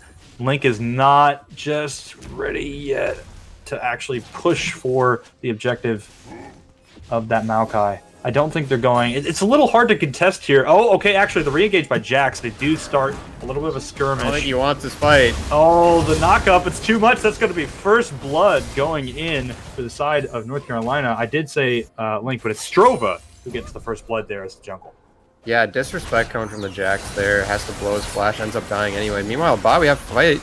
Oh no, speaking of Link, I think Link's getting a little bit too much damage there. The trade does go through and not a kill just yet. Both ADs looking quite under the health bar, so to speak.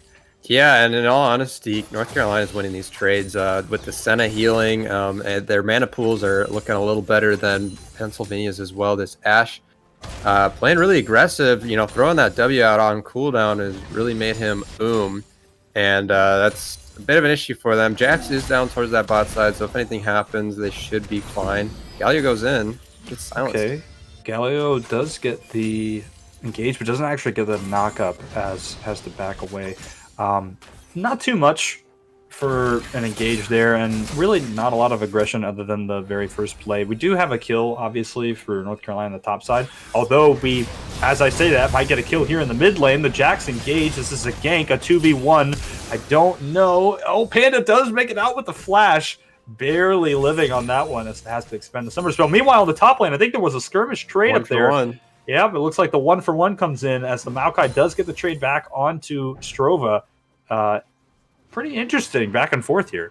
Yeah, Albino Springroll on the Maokai is happy to take that trade as he has been having a very rough time early game, down about half the farm of the Cho'Gath on the other side.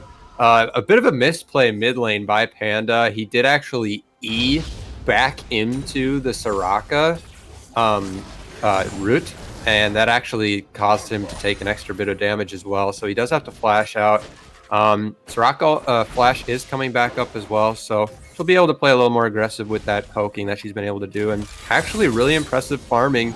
She does pick up that Dark Seal and Doran's Ring start with Amp Tome as well, so she's going to be sitting pretty actually here. You know, Olaf decided to go top lane for the kill instead of the Soraka as she's been pushed in most of this game. Yeah, Voidhammer making this Soraka pick look really nice. I definitely agree. I think the Soraka could be pivotal, and Soraka overall is great for team comps. Meanwhile, top lane, actually, we do get the flash coming out. Springroll does have to maybe try and get away and re-engage, but the ultimate is too much. Samadare, however you say the name, is absolutely popping off. Yeah, you know, that Glacial Augment is so gross. Your autos slow him, and then he's able to hit the Q again. Maokai, I mean, Albino Springroll really needs to start playing this matchup a little better. Meanwhile, we have a fight bot lane, though. Oh, this could be a little bit heated. I think North Carolina is pushing this objective too hard, as we might get a kill down here. Olaf getting a lot of damage taken for a lot of damage traded, but nothing just yet. I don't think they get just the kill that they wanted. Yeah, both Sums coming out from the Ashe there and the Soraka ult, so they won't have those tools if Olaf decides to go for a return gank. The box that Shaco had placed there just barely missed the Olaf as he pathed from the river bush. So really good pressure there from the Olaf to hit that axe first, but as I was saying, you know, Glacial Augment Cho'Gath so annoying, able to slow hit knockups, things like that. And Maokai really needs to W to dodge out the Q knockup if it's going to hit. Also, he used it a little early there before the Cho'Gath went under tower range to dive there, so he didn't actually get the root while the tower was hitting him and ends up getting ulted. Meanwhile, Olaf going to take that free Mountain Dragon and head towards the mid lane. Yeah, Strova doing a really great job of cycling through camps and then going for these aggressive picks in the lanes, right? You know, obviously the 1-for-1's not great for Strova, but it does help your leading top lane right now. Samadire is just doing really well when it comes to, you know, aggression. Obviously, I think the Cho'Gath is winning in this lane, and I think Strova has helped. So it's good to point these things out, and I think honestly Strova could play the rest of this game really well. I'm not sure where he's going right now. It does look like he might be actually looking for stealing a camp, but it's not there, so has to move back. As we get a peek at all these lanes here, Voidhammer doing their best as Strova goes for the Rift Herald. Interesting choice here. Yeah, you know, he has Pry on both of his solo lanes. I don't know if they know that Jax is bot lane, but they do have the pink ward placed over the wall there as well, as you can see. So this should be a free Rift Herald, and both neutral objectives are going to go over. Really low health bar there for the Ashe. Yeah, kind of scary to see that out. But yeah, I mean, we look at you know, top lane especially, the CS lead for the Cho'Gath is just really getting large here. Aside from that, all the other lanes staying pretty close. Varus getting a bit of a CS lead as well. So we'll see if those leads continue to snowball for those two side lanes for North Carolina. Shaco, shenanigans. Oh, we do see Shaco coming in here trying to get a kill, actually. A little greedy. I don't think Shaco can do much more there. The clone is trying to... Yeah, that is Varsalt actually taken out. And heal. It's pretty good so far, actually. It's kind of what you want to do, too, when you think about... you know, the Shaco's impact, and you think about what your whole goal is, right? As the support, you want to make sure that bot lane is scared of you, regardless of how low or behind your AD is, yeah? But We do see the Rift Arrow charge being procced in here in the top lane and gets a massive chunk. Those plates are going to be really good gold-wise and getting a lot of that efficiency. And top lane is just absolutely a disaster right now. Yeah, this Cho'Gath is huge. They're going to try to escort the Rift Herald in for another charge. I think they should be able to stop it for Pennsylvania, and they will.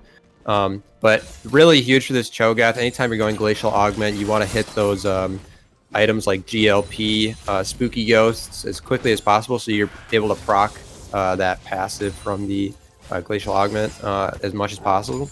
So I believe he should be able to finish at least one of those items pretty soon here. Yep, I think it's actually, you know, compared to the last game at least, very stable, calm settings so far. We don't have too many kills being traded back and forth. It is only 10 minutes in the game, so, you know, you shouldn't expect too much, but it's nice to see that they're both kind of being patient. Although, you know, again, we talk about how, we might want to see Pennsylvania do stuff, but meanwhile, we do actually have Jax going in for the re-engage onto the Cho'Gath. The damage is too much, though, as Panda does get the kill. And that's actually 2 kills picked up on the side of North Carolina. They could look for more here as the Shaco goes in, and the Ash Arrow does miss. It doesn't connect onto the target. Shaco trying to do some damage. Rodriguez actually, Olaf from the backline. Strova just looking nuts as does go down, unfortunately, to the tower shot. They could look for more here. The Shaco clone does do a lot. Oh, no, the Q gets the kill. Okay, but it is traded back. Double kill. Wow, that was a little bit of a fiesta down there. Woo. Yeah, Shaco able to pick up a double kill with those shenanigans, but that was ugly. That was solo queue at its finest right there. That was a little messy. Yeah. You know, this top lane though, absolutely being blown wide open. Cho'Gath able to dive again, get another stack on his ultimate. And Soraka, you know, her ultimate's been coming in at good times, but you know, not able to do a whole lot in lane herself. I think this game is kind of focused around just Oh no, we might have an engage here in the mid lane. The flash does come through for Soraka, but nothing too much more than that is picked by North Carolina. Look at the Soraka farm. She's got the most in the game. Yeah, it's actually nuts to look at that too. Of all champions, you would expect the least of Soraka to be the one getting the most CS. But you know, I think Void is making this pick look really good, like we talked about earlier. Definitely showing some prowess on quite a strange Soraka mid lane pick. Yeah, and you know what that tells me is that he's practiced this pick before, so you know it's not something completely random like we initially had thought maybe. But yeah. You know, he's going Ardent Sensor first item, so he's not really looking to do damage. He's just looking to be a support character for the rest of the members on their team. You know, this Jax 0-2, not really the carry that they were hoping for. And as we say that, Olaf is just going to solo down this dragon with a little help from Varus. Pretty easy takeaway there. Absolutely. Oh, okay. The Varus ult does come through. We do have Blink trying to make some plays. They get a little bit of damage more onto Rhea, but I don't know if it's a kill just yet. Strova is positioning right next to the edge of this wall here.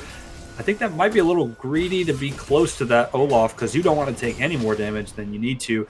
Although they do go for the re-engage here. It's a 3v2. They kind of want to fight. It's a back and forth here. Trading. They might try and get the blue buff. The final member does come in through, and they do get it, but the kill is actually almost but secured. Not enough, actually. The Soraka ult saves. This is an incredible fight here. Back and forth. It's actually a 3v4 as the Shaco clone does do a lot of damage. The Senna ult comes through and shields and does almost kill. And meanwhile, top lane, Samadari does get the kill, but I don't even actually know if there was a kill. There was one kill, I believe. Actually, no, excuse me, there was not a kill. That was insane, though. I can't believe nobody died. That was actually back and forth, besides the top lane fight, of course. Yeah, that Soraka just healing up the allies there, keeping them all alive. That was really close. I think, you know, if the Jax and the Ashe actually have some damage, ooh. Oh, no, Rhea might a little bit. Oh, no, that's it's so unfortunate. Execute. Although they do get it's an execute, not actually a kill. I think Senna trying to run for their life. Shaco not going to be able to get the kill, unfortunately. Wow, that's quite unfortunate to see the execute come through. Not a good start here for Pennsylvania so far in the early game. Yeah, Pennsylvania not able to win any of these skirmishes. They're kind of just getting outclassed across the map. You know, I like the play from Voidhammer with the Soraka in the mid lane, and kind of holding down the fort, playing really safe. You know, healing at the right times, being where he needs to be. But his team really isn't doing what he needs them to do with the damage. And we will see Olaf take his second Rift Herald here. We do see Cho'Gath finished his GLP, and he's almost got the Spooky Ghosts finished as well. Also has a stopwatch. That Cho'Gath is never going to die.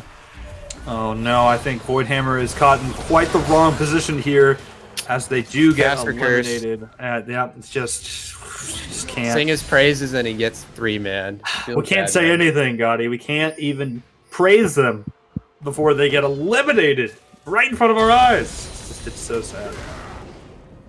Very sad. The bot lane is in the fountain right now, so only person here to defend is Shaco. Might look for some more shenanigans. Yeah, I think they're looking to maybe defend here in the mid lane. The Shaco is honestly at this point the saving grace for Pennsylvania. Shaco's trying their best, although the top lane, there could be a fight here. It is a fight, although the re-engage doesn't come through. The knockup, it's a lot of damage. But Cho'Gath's not close to use that true damage chomp, so to speak. Yeah, I think Cho'Gath ult wasn't quite up yet. It just came up. Nice Ashe ult. Oh, okay, great Ashe ult. Trying to convert some more damage here. Uses the ultimate to dodge the Varus ultimate. That's great, actually. Really good play on the side of Pennsylvania. They could actually translate this into more kills. Looking for more. Couldn't. Oh, unfortunately, the TP doesn't really do anything for them because they were able to disengage just enough. But the Galio comes in, gets the taunt. That's a pretty good start for a fight. A turnaround here. North Carolina wants to get more on this, wants to turn out into some more damage. It's just, again, a back and forth. These fights aren't leading to too much, but they're just so close either way. Yeah, Rhea on the Ashe decides not to chase. Actually turns around and autos a minion. I don't know if that was a misplay, but they decide not to follow that play, and it might have been for the best as the Galio was coming with ultimate, and bot lane tower will fall. And meanwhile, Cho'Gath looking for another kill on the Maokai. Yeah, Springworld is not looking good here in the top lane. It is a kill confirmed. Meanwhile, in the jungle here on red side, we have some plays coming through. Just Strova, pure dominance against this Jax. Not even a question. Rhea also getting pushed back here too. It is so hard to see Pennsylvania coming back from this. The knockup does come through, although Soraka ult tries to save the Ashe. Can't actually do it. Voidhammer kiting back here, trying to do about as safe thing as the Soraka can and stay as far back away from the damage as possible. Although I don't think Diamondeye is going to be able to do the same, as the Ghost does come through. Cho'Gath looking for more damage. Doesn't get the knockup. Oh no! I was just talking the praises. Come on, the caster curse is infinite here. The double kill. Strova making this look easier and easier as the game goes on. I mean, there's not much more to say. They might try and force a win right here. Yeah, Bonky, this game's getting pretty ugly for Pennsylvania. Just kind of making misplays all over the map, and North Carolina just. This Cho'Gath does whatever he wants. Oh my goodness, damage is too much. It's the knockup right Rhea. No! And the damage is too much. I actually think they're pushing on this for the win. I think they could try and do more here. That is a big boy Cho'Gath. Absolutely big boy. Shaco wants him. Shaco does come in. The double kill. No! It's the right target. That's insane. Salvador, you are nuts on this Cho'Gath pick. Practically one-shot him with his ultimate there. Oh my goodness, dude. As they do actually back off a little bit here, Voidhammer and Diamond Eye trying to get a little bit of a chase, but it's just not enough, man. North Carolina, 17-3, 2 dragons, more than the 10K gold lead. I mean, what can they do at this point, Gotti? Yeah, death timer is a little too short. Ashe Arrow's gonna hit here. They might be able to catch up the Olaf. Speaking of what can they do, they're trying to get a pick on Strova, and the pick does come through. That is a good shutdown, good start. Trying to get something back. Rhea definitely needs some gold in this game because the deficit here is just too massive. They could look for the start of this Cloud Soul as they look to secure the first dragon here. Pretty good start to a comeback here for Pennsylvania, but yeah, North Carolina all back. They want to fight them on the back end here, and Pennsylvania doesn't know. They're all slowed up. Oh no, you just gotta pay attention to these things, guys. You got a lot of damage coming into here. Maokai backing off a little bit. They do re-engage, though. They actually might get the pick on the Samadere. The kill does come through, although there is a backline coming to Panda, actually trying to end a little bit more. Gets a tower. It's actually a 1v1 here. The Shaco versus Panda. It's just back and forth. There's too much happening. They do rush into the base, but oh no, another pick coming in. Diamond Eye a little bit caught out here. I just don't even know what to say. Pennsylvania, what is happening? Yeah, I mean, North Carolina playing a little sloppy too. They are just going to chase down Jax across the entire map. But, you know, Pennsylvania trying to fight back. That Ashe dishing out damage. But North Carolina is just way too far ahead. Like you said, 13k gold lead right now. And only one Nexus tower left. Pennsylvania, they are on their last leg. As we see Shaco trying to get some ward coverage here, trying their best. A Blossom really just can't get too much more than what's already there. I mean, it's just you're scraping out the bottom of the barrel here. It's just going to be so hard to come back. A Blossom does get rooted by the Senna, but can't activate too much more off of that. It's just so sad to see that this team can't really make too much more of their position. I think it's just a really hard comeback. Shaco trying to run away. I do think the chase actually does come in through here. He's not going to catch Shaco. Yeah, it's just, I don't think they can get any Now look more. at the items right now, Bonky. If we look at bot lane especially, Ashe hasn't even completed an item yet, whereas Varus has gone the lethality build, so he has 2 items. Ult's going to hit. Oh, they do get the Varus ultimate. They kill the clone instantly. Meanwhile, a Blossom, the real one, is trying to get away as fast as possible. This is just such a monkey fest, man. They're chasing he's down just like playing crazy. games with them around the Baron pit while his team tries to defend the base, and they are just going to start up the Baron. This should be free unless Shaco somehow gets a miracle steal. I don't think he has any possibility here with the Olaf zoning him off. Yep, it would have to be Jax coming in to try and get that smite, but Jax is on the other side of the map. The Baron is being taken pretty slowly, so we could see an engage here. The Ashe Arrow does connect, although they do use Soraka ult to try and heal up a little bit before the fight, but the flash has to come through for Rhyria. Olaf is pounding in here as the unstoppable ultimate comes out. The damage is too much. Senna does help her team with the shield. The double kill coming out. That's 3 kills immediately traded in for North Carolina as a back comes through for Shaco. Rhyria, you got to run for your life. It's not going to be enough, though. The slows, the knockouts, and that's 4 dead. North Carolina are just going to push this in for the win. They didn't even have to finish off the Baron. Yeah, looks like it's going to be about a 23-minute victory for North Carolina. Very convincing win. Samadire, however you say it, big plays in the top lane, just absolutely demolishing on this Cho'Gath. They're going to get the ace. They're going to get the Nexus. And they are looking very confident going into the last leg of this tournament here with a 20-plus kill game against Pennsylvania. Yeah, absolute dominance shown here by North Carolina. You know, we were talking about the underdog versus the big favorite, and by golly, Samadare cannot die right there. This Ashe is trying their best. Rhyria just can't get anything more. The game is done. North Carolina closing this one out as they move on to the semifinals to fight Iowa tomorrow. Ooh.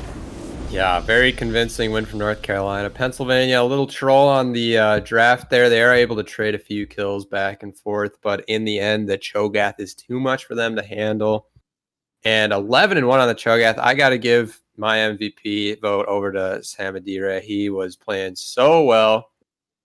And look at that damage. Good Lord, that is gross. That's insane, and coming from a Cho'Gath too. Like you just look at everything, and it's like I don't even know what to say. You know, we had a hard time pronouncing your name, but geez, man, like chill out. Calm down. Insane. You gotta calm down. Like you seriously, you gotta stop being so crazy. Okay, that was a great game from Samadire, adopted Allen, however you want to say it. They did an incredible job, and just overall North Carolina showing pure dominance. They played through their team comp. They had a very strong early into mid-game, and then there was just nothing left for Pennsylvania to take. I mean, overall, if we look at this game and maybe review a little bit, it just goes to show how scary North Carolina can be as a team if you give them what they need.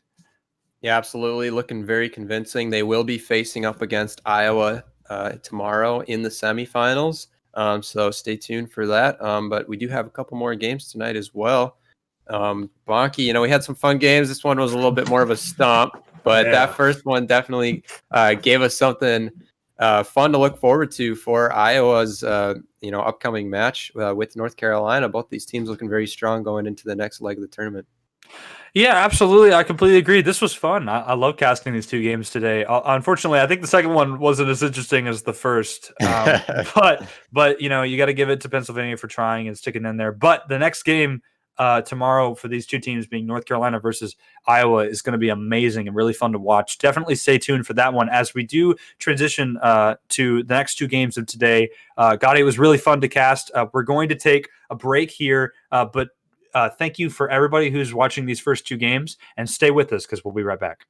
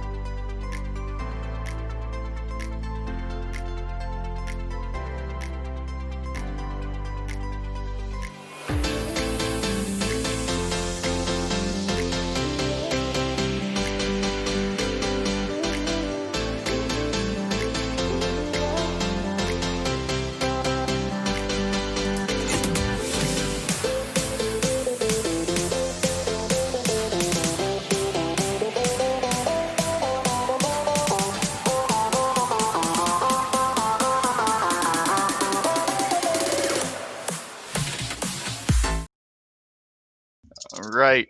Hello, everybody. Welcome back to the semifinals. Today we got Minnesota versus Maryland playing today. I am Drew Big Dupa, and I'm here with Yanni. How you doing? Hey, what's going on? Hey, man, I'm all right. Listen, I had a pretty good day yesterday. You know, things were good. My work day was all right today. I'm off and got some nice rest. Woke up a little early, saw some of the games, and ready to cast some Scuffed League action. Yeah, no, I am 100% the same. waking up early. That's not exactly what I did, but otherwise, I had a pretty good day.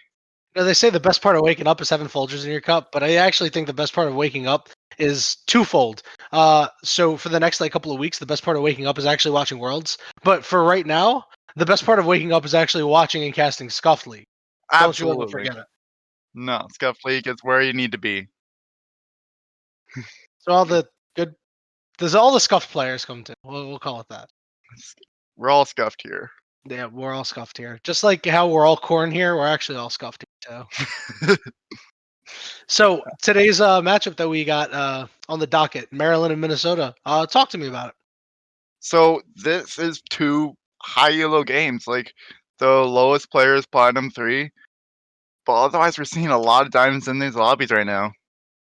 It's Yeah, I actually noticed that too. That's this is definitely going to be a game for sure. Ideally, it's going to be fairly close. I think these teams are going to be fairly competitive.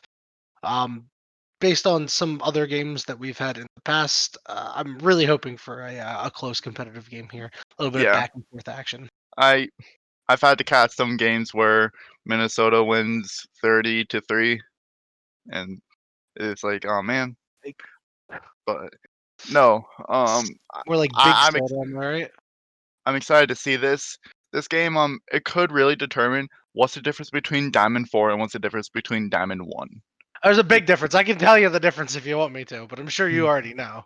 I Um, know the difference, and like Minnesota has more consistently Diamond 1 players, while Maryland has more consistently Diamond 4 players. So that's just something that we can take into account, but not something that is see how the teams play together. Yeah, and based That's off the teams, I think the player to watch is definitely Millie. Millie, you know, based off rank, is the lowest rank in this game. So we're gonna need to see a pretty good performance out of them. See if they're gonna be able to keep up.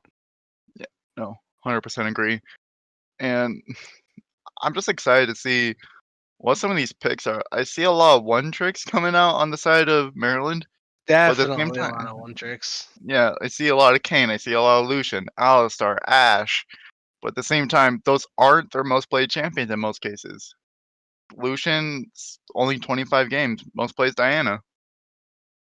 So Yeah, I don't that's know. a little interesting there, but you know, Lucian's always a good pick though. I mean, you know, Lucian, you don't need that many games on Lucian to be like, ah, this is how you play the champion. Now you might need yeah, more to figure out, ah, this is how you play the champion. yeah. But to play the champion at a base level. You don't go first game you win. You go second game you win. Yeah, that's why his name is Lucian, not Winshin. You Oh know, yeah, to absolutely. digress. Oh man, that's my favorite champion. I love playing him, even though he was bad for a very, very long time. Very So glad long he's time. finally getting his time. Like, if I get autofilled, I can just pick Lucian. I'm like, this is great. I might be able Even to win. jungle. Go Lucian jungle.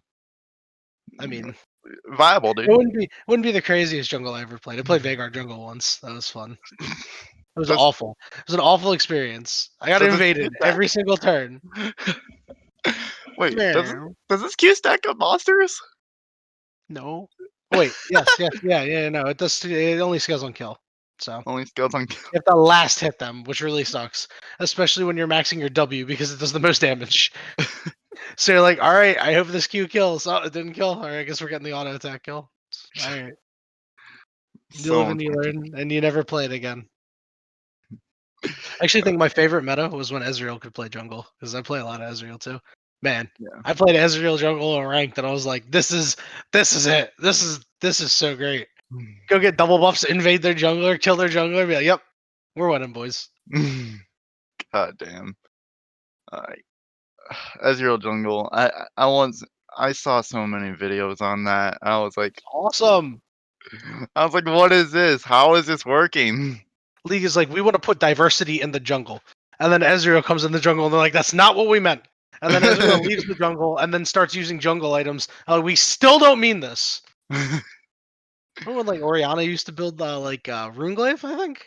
Like some Yeah, mid laners used to build Runeglaive, and obviously back in the day with like Spirit of the Elder Lizard and those really old jungle items. She's really like, old all right, jungle. yeah, like all right, first item on Ezreal, you go Spirit of the Elder Lizard. I'm like, you're kidding me. Like I watch a pro game and I was like, wow, all right, this stuff's legit. But now we're So talking like what? How many years ago now? Like 6 years like ago? yes, Maybe more. 5 or 6, something like More that. than Definitely showing my age here. I These I remember have it too easy today. I started my first experience with League was like 5 years ago, and then I took like a year hiatus when I was level 29, and I come back a year later. Everything has changed. Everything. There's new support items. There's new jungle items. I'm like, what the So that hell took happened here? It took a year-long hiatus at level 29. I've been playing since like season 2, so I started playing a lot in season 3, so I've been around the block a little bit here. You know.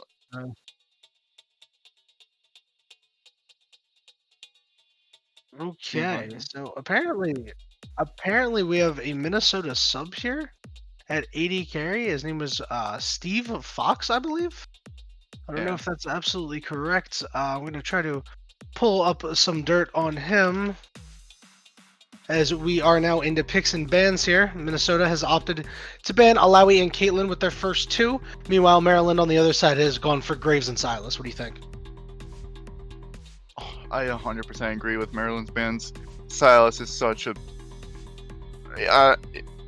Okay, so ETP, we see a lot of Graves gameplay, right? But then you gotta ban out Silas, dude, because it's W kills him for his entire health bar. Yeah, And that champion's kind of busted. a little bit. Just a wee bit. Just a wee bit busted. Kane is. And we do see Maryland has opted for Lucian as the final ban, and Minnesota's final ban looks to be a little glitched out right now. Yeah. Do we have anything in What chat? that's gonna be if ideally somebody's going to point that out for us, and we will find out shortly. So, Walk in the Ash. Isan, Minnesota's 80 carry, normal 80 carry, is not going to be here today. It is Steve Fox. Steve Fox is, looks like your prototypical 80 carry main. D2 player, pretty solid player. Plays Ezreal, Varus, Lucian, Aphelios, Misfortune, all the usual champions. But he's not going to be playing Lucian today because Lucian got banned. Yeah, And what was he gonna play? do you have Well, it looks Ash like they walked opted in? for Ash. Yeah, Ash has like the worst win rate in Scuffed League. She's like 2-11, right? Really? Yeah. Oh my gosh. Like I saw a stat like in the Discord earlier today that said Ash was 2-10, and I believe it already escapes me which teams had played the last game, but Ash was I think Ash was on Pennsylvania, and Pennsylvania ended up losing that game to North Carolina. So 2-11, really low win rate champion here. That's Interesting to see surprising. how that's gonna go. Maryland had opted for Tarek Senna, which I think is a pretty potent combo, and then Minnesota has followed up with a Set, and it looks like they may elect to select a Thresh here.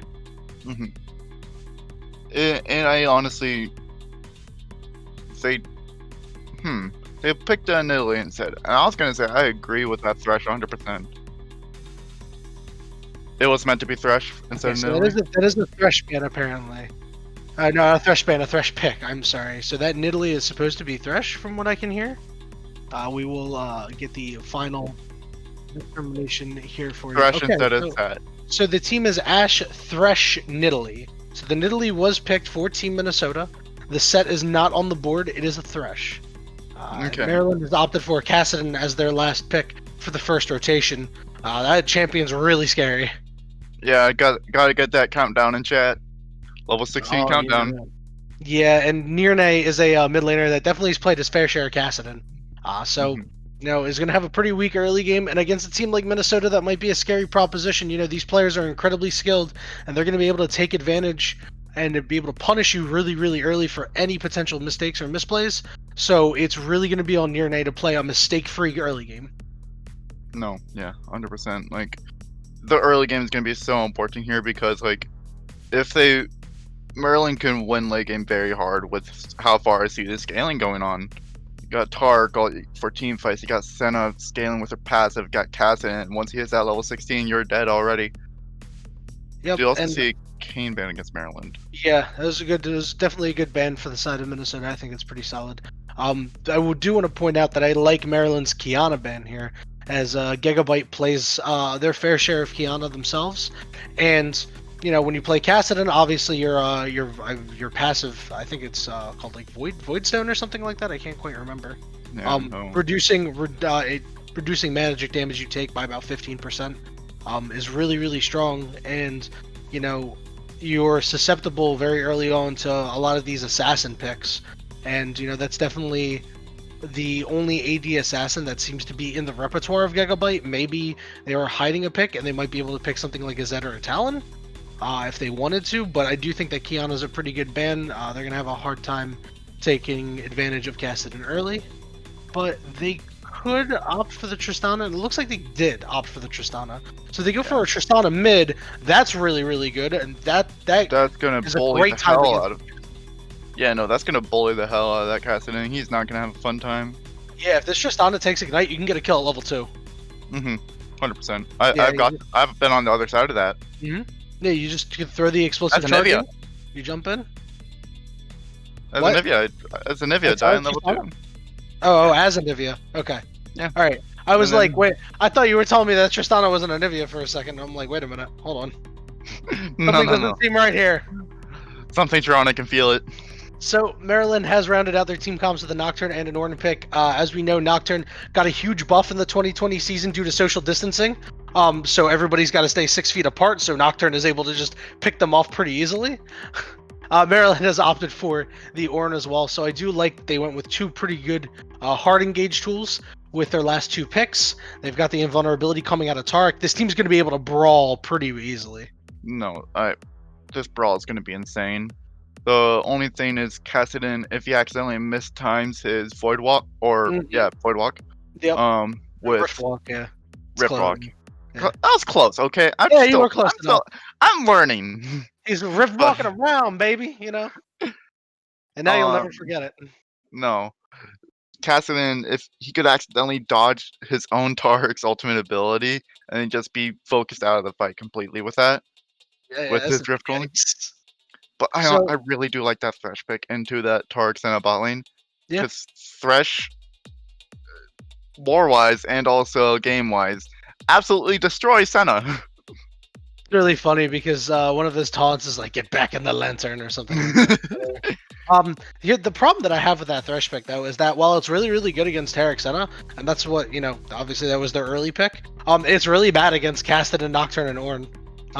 I mean, it's good to interrupt Ornn's Call of the Forge God, but Nocturne's got a spell shield on him.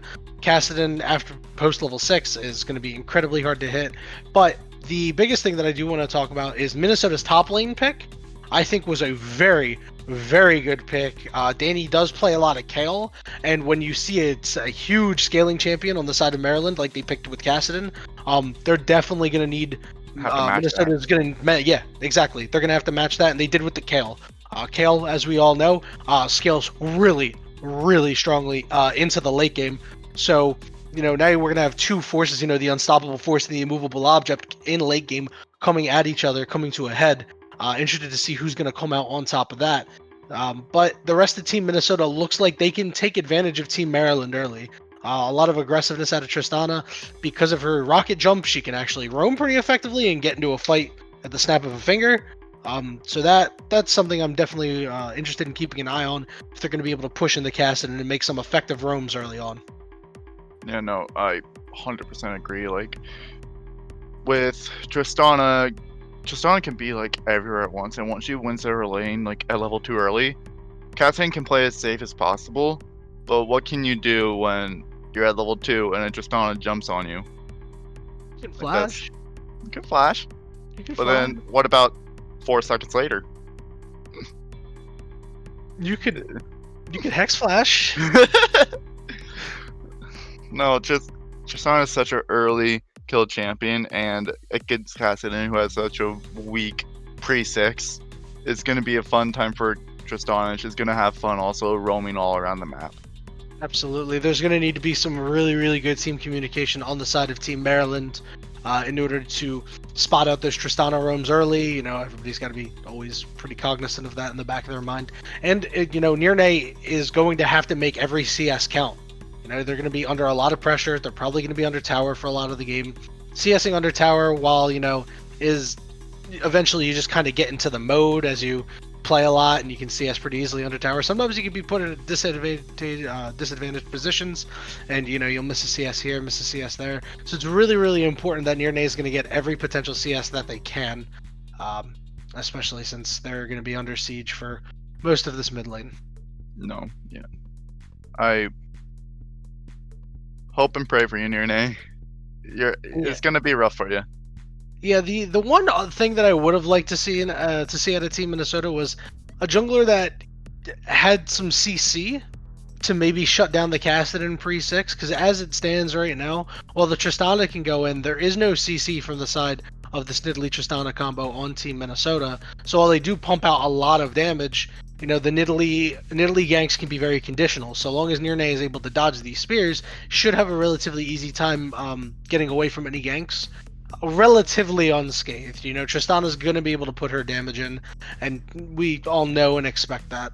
So it is going to be an interesting strategy to see out of Team Minnesota if they're going to focus on the Kassadin, or if the Nidalee is going to elect to kind of brawl around the map and maybe meet the Nocturne a couple of times, throw a couple surprise spears, and try to get some kills that way.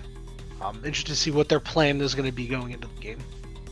No, it's gonna be interesting to say the least. Like, the Nidalee, I'm not too comfortable with, but at the same time, I can agree with it in a sense, because Nidalee is just such a strong laner, early game, and with her spears, such a strong later game with her spears damage. It just gets insane to watch sometimes how much damage Nidalee can do in a game and how much she can carry a game without having any CC lockdown. But just the lack of CC lockdown, Ashe is just going to be an arrow flying blind. But Nocturne can easily block that, so we might be seeing a 2-12 Ashe and Scuffed League ratio going on right now. Yeah, I did want to touch on that because Ashe is, so immobile. Team Maryland, if they get on top of this Ashe, they're gonna have a pretty easy time taking her down. Tarek's stun, obviously he's got to get in pretty close range for that, but this Ashe is gonna have to rely on their own jukes. They're gonna have to pull out the fancy feet here to be able to dodge that.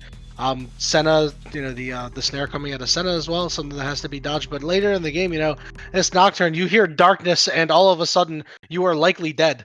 He's just going to absolutely just jump on top of you and try to rip you to shreds.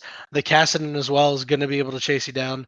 And then the Ornn, Ornn, if he gets onto the back line, he is really, really hard to peel off, especially since he can go unstoppable when he does the billowed breath. Yeah, no, that's Ashe is. I don't respect the first pick Ashe because they got 4 things now. I think that they can just easily just say, Ashe, you don't exist anymore. I'm sorry. And honestly, that's like 2 of the biggest issues I have with Minnesota. The other one being the CC lockdown not being able to happen, and Right. they just have more. They're just more damage focused versus we got more CC focused on the other side. But Ashe later game, she might just become an arrow, or maybe she'll do damage. We'll just have to see how it plays out. Maybe you'll see some AP Ashe. I hope not. I do. I think that a lot of this has to do with the fact that Ashe is considered to be one of the best AD carries in the game right now, and she is. She punches out an incredible amount of damage. Does have a fairly nice amount of CC. The Enchanted Crystal Arrow is such a big ultimate to use. But we are now loading into the game at Team Minnesota and Team Maryland, and in the early goings, before we really get into the action here. All right, Drew. Your Team Minnesota. What's the game plan? Mid. Mid. Oh wait, it seems that Tristana actually has teleport instead of Ignite. That's gonna be. That's an interesting choice. I don't think there's necessarily anything wrong with that, but It's not anything wrong. But I just would have rather seen the Ignite to just make sure Kassadin doesn't have an early game. Do you see Nocturne might get caught out here? Here we go. Gigabyte and ETP putting some damage down onto Bareface. Started with the rocket jump, and they're going to get some more damage onto Bareface. Bareface is getting pretty low. He's about 200 HP. Both spears have missed from the Nidalee. But Gigabyte's going for it. One more auto attack, and it's going to go over to the Nidalee. First blood for ETP. Traveler Dante has to peel out quickly, and now Nirne's in a lot of trouble. The rocket jump came down. The spear lands. One more auto attack should do it. But Gigabyte burned the flash previously, and disaster strikes early for Team Maryland as Team Minnesota got an early first blood over on the side of ETP. That's some intense action early on. This is what I wanted to see out of the games that I cast out of Scuffed. Already see some Scuffed going on. Nocturne had to start Spell Shield, and that's going to make his early clear just so much harder than it had to be, because that's why he levels up 3rd. So he's going to have a rougher time. That going Spell Shield is going to be really rough for him. And Kassadin had to flash. no flash mid, no flash for Nocturne either. Nocturne's he's gonna be really behind this game while Nidalee gonna put a lot of pressure on the map. And this is just so huge for the side of Minnesota. So huge. Yeah, I agree. I think Nidalee probably bought her other jungle item. Can't quite check that out right now. I do want to point out that Gigabyte, if they had Ignite, they're getting a kill. And it looks like they sent the Ornn mid. Interesting lane swap here. I think it's such a wise idea. This is a really good idea to Team Maryland. Yeah, no, this is actually a really good idea, especially since Cassidy and Philic does more even into Kale than anything else. They're both really weaker earlier. Kale could still have that more harass earlier, but even then she does more magic damage than and Cassidy takes less magic damage. Ooh, nice hook out of Wicklebear there. A good flay landed as well. A couple of auto attacks down on the Man Walrus, but no more than a couple. The Ignite went out, the heal went out, but Steve Fox is going to get a kill on the Man Walrus, and they're not quite done yet as Millie took a bit of extra damage on the back end there, and that is the risk you run when you don't push for level 2 in the bot lane. This I remember. I remember this guy very much. Bareface did get to level 3, so does have all 3 abilities presumably, but the Nidalee is going to be able to take the red buff. We see an engagement from Dante. He does get rocket jumped on along with that explosive charge. It does increase the damage of the explosive charge. It looks like Dante got out of there. Took quite a bit of damage, was down to 200 health, did pop his pots. He does have a door and shield as well, so will insulate himself from a bit of extra damage, but this Nidalee probably trying to land a spear there. Nice juke there from Dante. No. This Nocturne's not having a good time already. He got invaded. He was only level 2 there.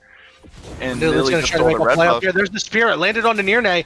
Are they not gonna go for it here? I don't. Nirne did hit level 4. He's under duress now. The shield goes on, but Danny is gonna pick up the kill. A third kill over to the side of Team Minnesota.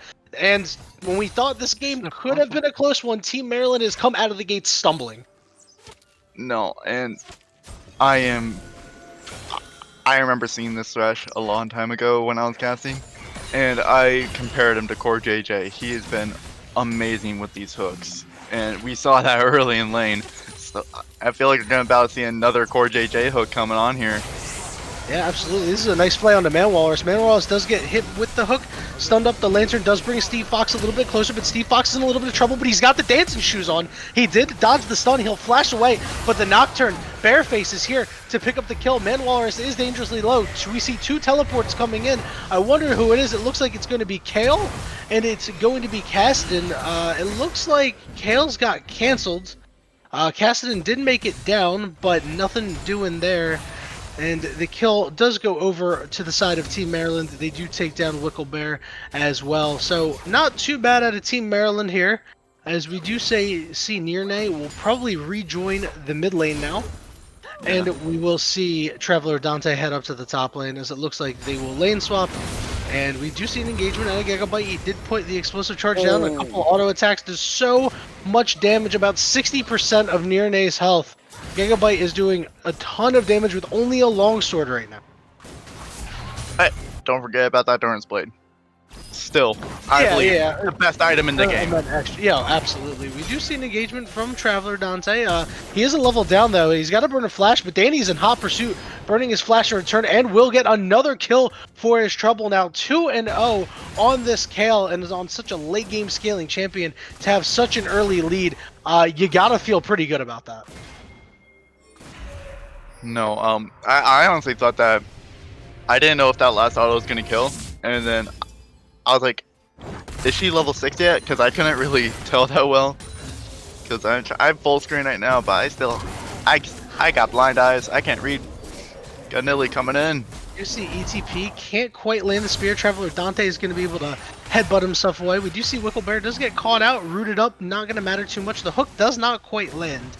And you did mention the core JJ like Thresh. I want to point out that a lot of the Threshes we've seen in Scuffed League have been awesome. Yeah, incredible. I don't think I've seen a bad Thresh in Scuffed League yet, compared to the Blitz ranks, which haven't been as good. No, I've seen like I can rank them, but they're still like, I would say they're some of the best Putting Threshes. some damage onto Dante. Dante decides to commit, and down he goes. Bareface in the 2v1. The ultimate from Danny Hotballs getting the kill. A double kill for Danny. He's 4-0. He's huge. 400 goal shutdown, 6 minutes and 30 seconds. Incredible for Kale. I want to point out real quick the fancy feet out of this Nidalee. The headbutt from the Ornn was gonna impact the wall. Nidalee jumps over in cat form, puts down a trap into the path that Traveler Dante was walking. Dante walks right into it. The Nidalee dashes over the wall, gets some damage on, changes forms, throws a spear, gets the other mark on, and then they just put so much damage onto Dante. Nirne has to burn his flash. Didn't quite want to burn the Rift Walk there. He will Rift Walk a little bit closer to the turret, but I mean, Danny has so much gold right now and really hasn't spent all too much of it. Just the Vamp Scepter we see. This could get ugly very quickly for Team Maryland as they elect to go for the Dragon here. They do have the vision locked down and they do have the player advantage. We see Wicklebear and Steve Fox. They look to be trying to find an engagement down onto Millie. Millie does land the snare, dodges the hook, an excellent job there. The rest of the Team Maryland might decide to head down. They don't. Traveler Dante thought about it, thought better of it. And Team Maryland will secure the first dragon of the game here at 7, almost 8 minutes into the game. It's an Ocean Drake. Fairly early dragon, and just knowing that Nidalee was topside, Nocturne was for free able to take that dragon with his team, knowing they had pressure mid lane. Stana wasn't there, and then they also had some pressure bot lane. It was just really nicely done that they recognized Nidalee's topside. We can get this very free. Gigabyte is going to be trying to take this red buff, it seems, but he's going to back off. Yeah, I guess he's not feeling too great about it. Doesn't quite know where the Nocturne's at. Thinks it's more of a risky move than it's actually worth. Could have been pretty free, but, you know, the players don't play with perfect information. So, you know, when you're up so much right now, I think that it's definitely the better option to play a little bit conservatively at this point. Wait for your Kale to at least scale a little bit more, and then once you get into the phase in which, you know, the miracle phase, I like to call it, when the other team needs a miracle to come back and win, then you can start making aggressive moves like that. So a nice tempered move there by Gigabyte. No, even though we could maybe seen it, I don't know if Tristana did enough damage to take it down in time, because Nocturne was on his way there, and it was a play that could have paid off, but it's also very risky coming off with Psychic Bite, and that's really nice that he decided to just back off there.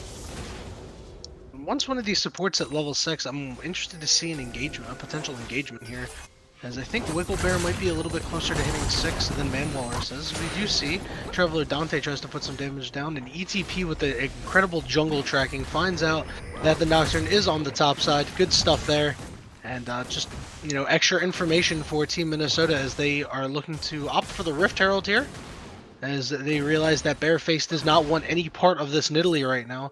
Bareface is coming around, looking to maybe make an mid lane impact, and he does. Here comes the Paranoia. Ooh, the Call of the Forge God did not quite land. Here comes the counter gank, though, as we see the Kale trying to put some damage down. Traveler Dante is able to dash away and get out of there, but now Bareface is in a world of trouble here. Is he going to be able to get to the Blast Cone in time? He is, and that should get him away. Oh, the Flash Hook. Oh, no, it looks like it either missed or the Spell Shield went down. Not quite sure which. However, Team Minnesota did secure the Rift Herald. They've cleared out the mid lane. They are dropping the Rift Herald. They are chasing down on the Steve Fox, Team Maryland here. And it looks like ETP is coming from the backside. The Enchanted Crystal Arrow does land.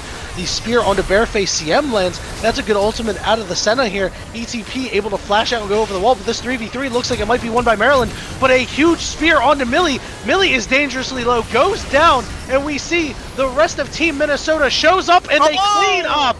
That is a 3-for-1 in favor of Team Minnesota. Very nice Tristana being played there.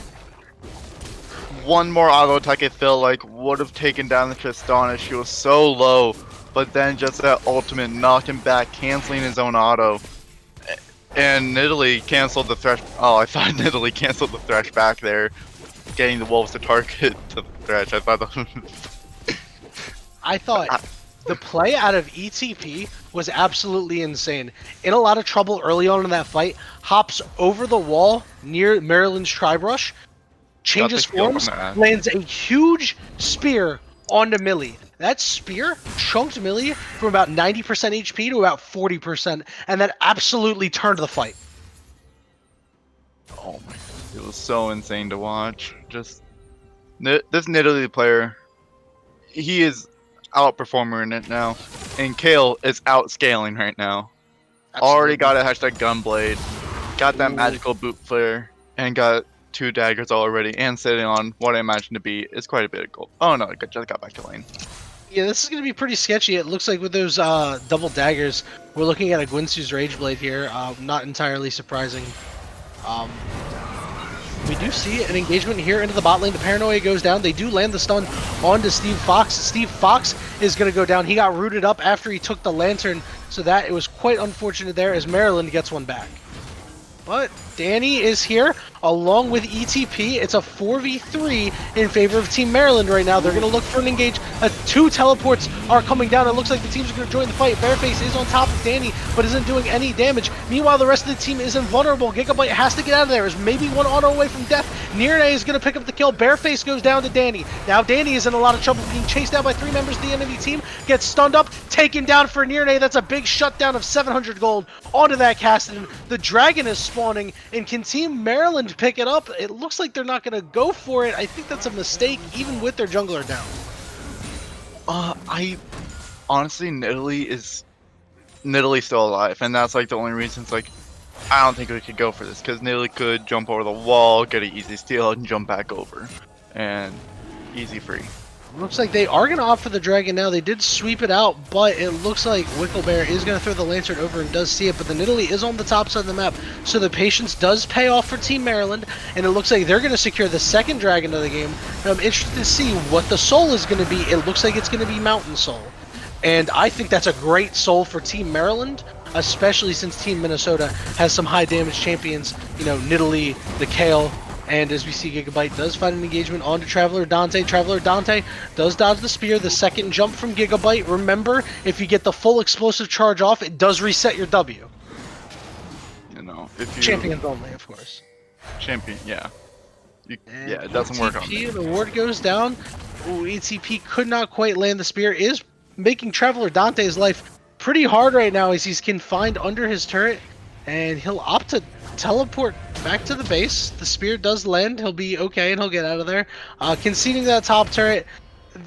An interesting use of teleport. An interesting use of teleport, but not a bad one, I don't think. In terms of it being worth it, I think he was stranded on the top side of the map, and I think he would have just died anyway. And if he dies and gives the turret, you know, it's just worse. You know, there's more gold versus. We do see an engagement onto Danny, but Danny gets out. Yeah, it would have just given more gold, about 450 more gold over to Team Minnesota. So while it does, as we see, Bareface walked in pretty blind. The ward had gone down. The Call of the Forge God doesn't hit anybody, but Nirne has joined the fight. Nirne picks up a kill. ETP jumped right into Manwalrus though, but right into the Dark Passage. A great Thresh Lantern out of Wicklebear. Wicklebear doesn't think he's done. Can't quite hit the hook, but a pretty nice job there out of Team Minnesota, but Team Maryland with a good response. Oh yeah, Team Maryland. Tristana hasn't been doing as much as she needed to in these games. Tristana could have been that early game carry, but right now we're seeing that Kale as an early game carry, which is just, and Nidalee also has that early game carry, which is interesting to see, it, to say the least. Every day, as we see Stevie Fox in a lot of trouble, does get the Dark Passage out, taken to about 30% HP. You know, I gotta say, the Blade of the Rune King out of the Gigabyte wasn't exactly what I was expecting out of them, and not really exactly what I was looking for early on in this game. Yeah, I was thinking more of an IE. That's like what I was hoping for. You see the Paranoia goes down. Looks like the Paranoia won't be used, though, as Danny was able to get back to the turret in enough time, and they weren't able to put any CC down. I do like the attempt at the play. Danny did not have the Divine Intervention out of the Kale, so... You know, I like the attempt there, but Danny is in hot pursuit of Millie now. Does get rooted up, put a lot of damage down to Millie on just 1 Q and an auto attack, and this Kale is getting really, really scary. Kale hit level 11, and she's like, I go in. I am a champion now. Cassin is still on level 10. Will we see that level 11 popping off soon?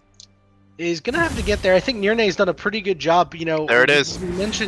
We mentioned that he had to play a pretty mistake-free game early on, and while, you know, the team in general made a couple of mistakes, he's done pretty well for himself here in this mid-game.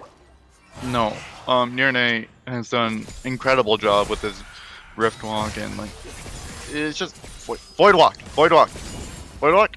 Rift Walk. It's Rift Walk. Damn it. You said I'll never forget it.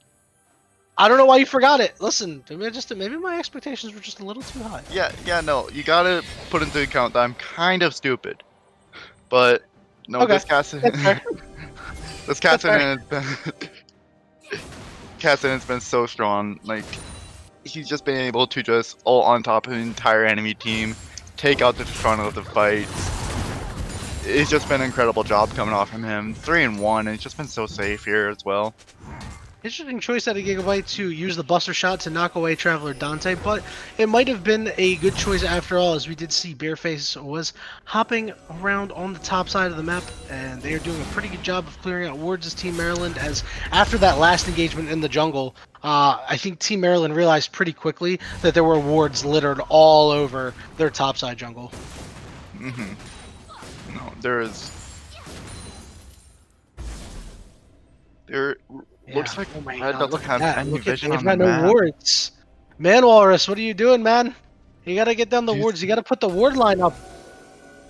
As we see Wicklebear, Steve Fox, Gigabyte, and ETP, they have just taken absolute control. Man Walrus is going to try to ward, but Man Walrus is going to be in trouble. The Enchanted Crystal Arrow did not quite land, but they do burn the flash, I should say, out of the Taric support here. As we do see Team Maryland maybe looking for an engagement.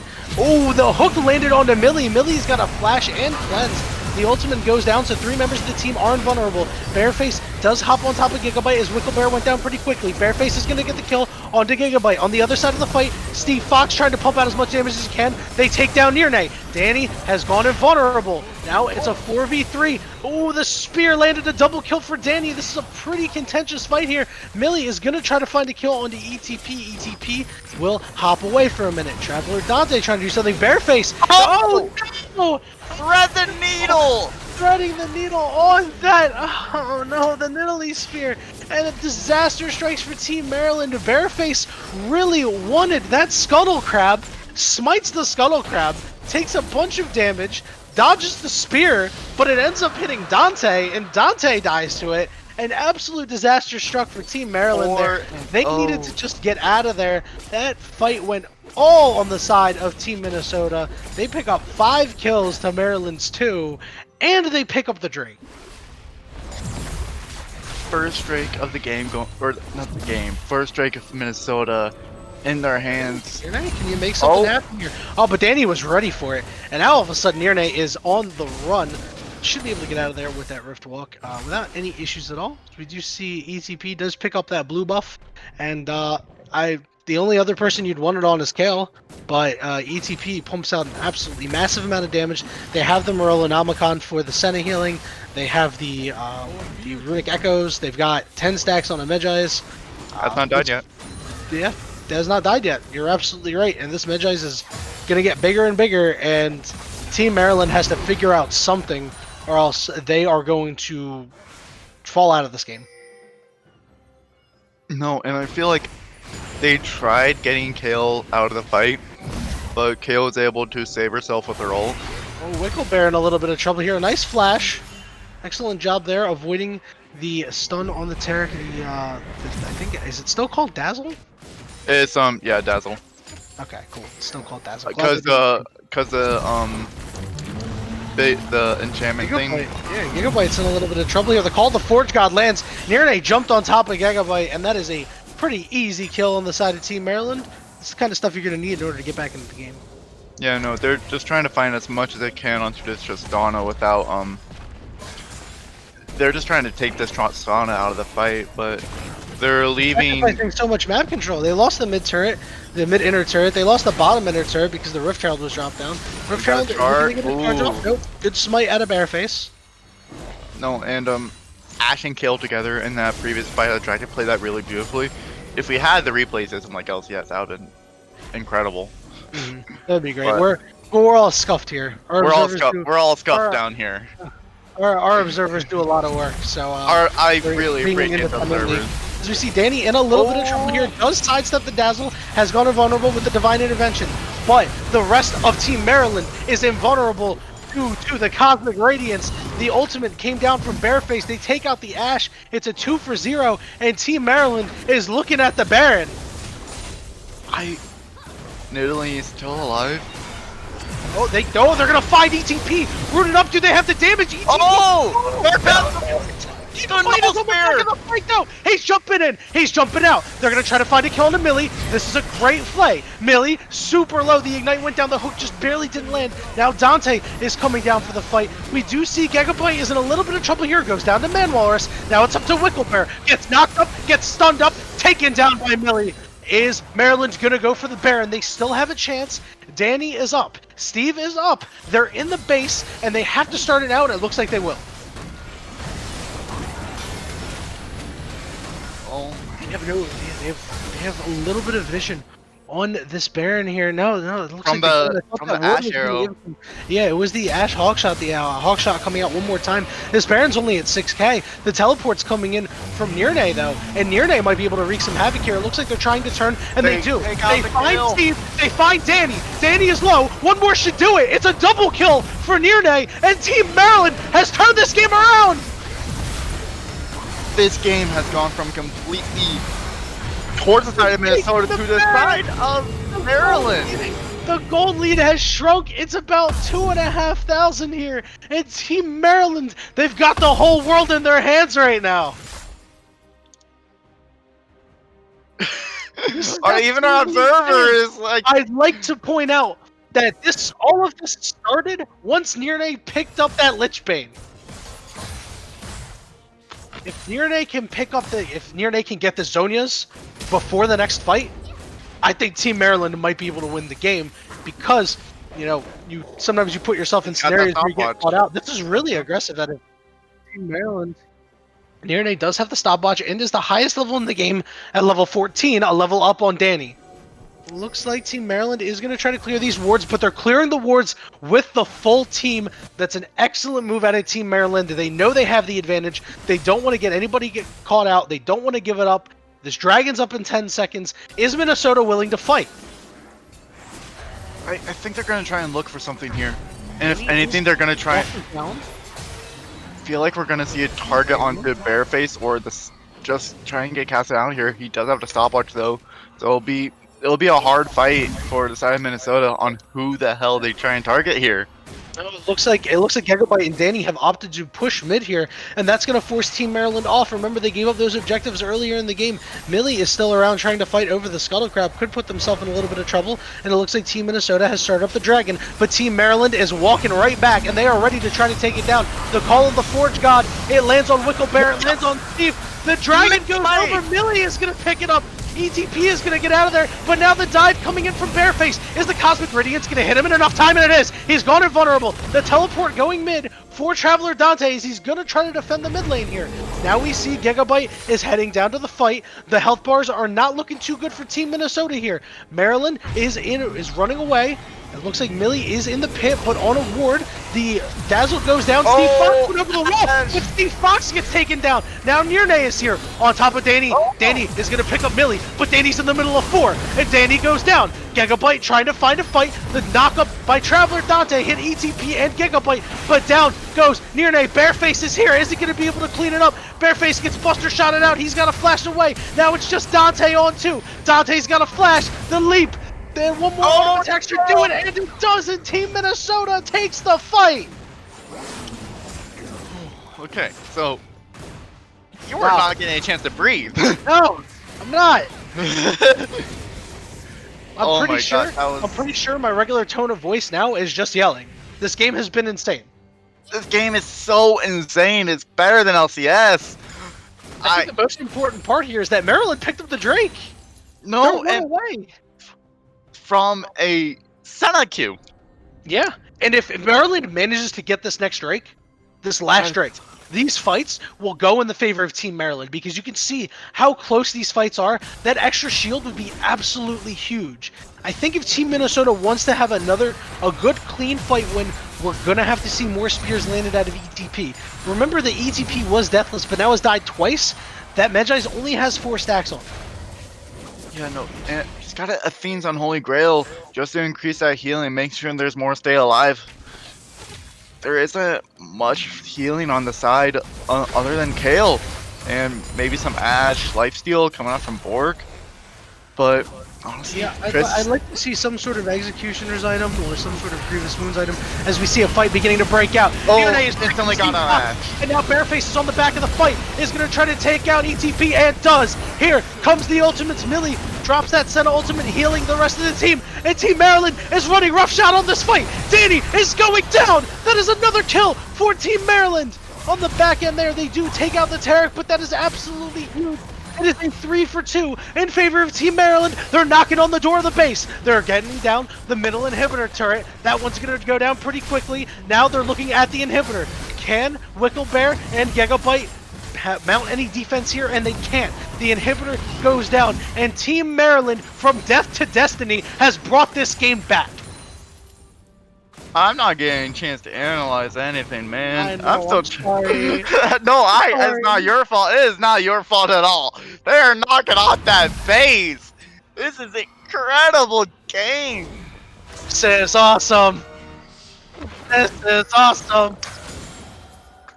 Oh my god, everything is like going right for the side of Maryland. They're getting the right picks. Nocturne's going in, and he's got a dazzle coming off from Tark onto him. 2 towers.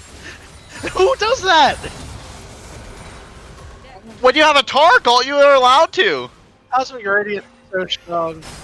The Tark ult, instead of putting it on Senna, they're keeping it on that Nocturne. Bastion is on that Nocturne, and he's just making sure, hey, when you use your paranoia.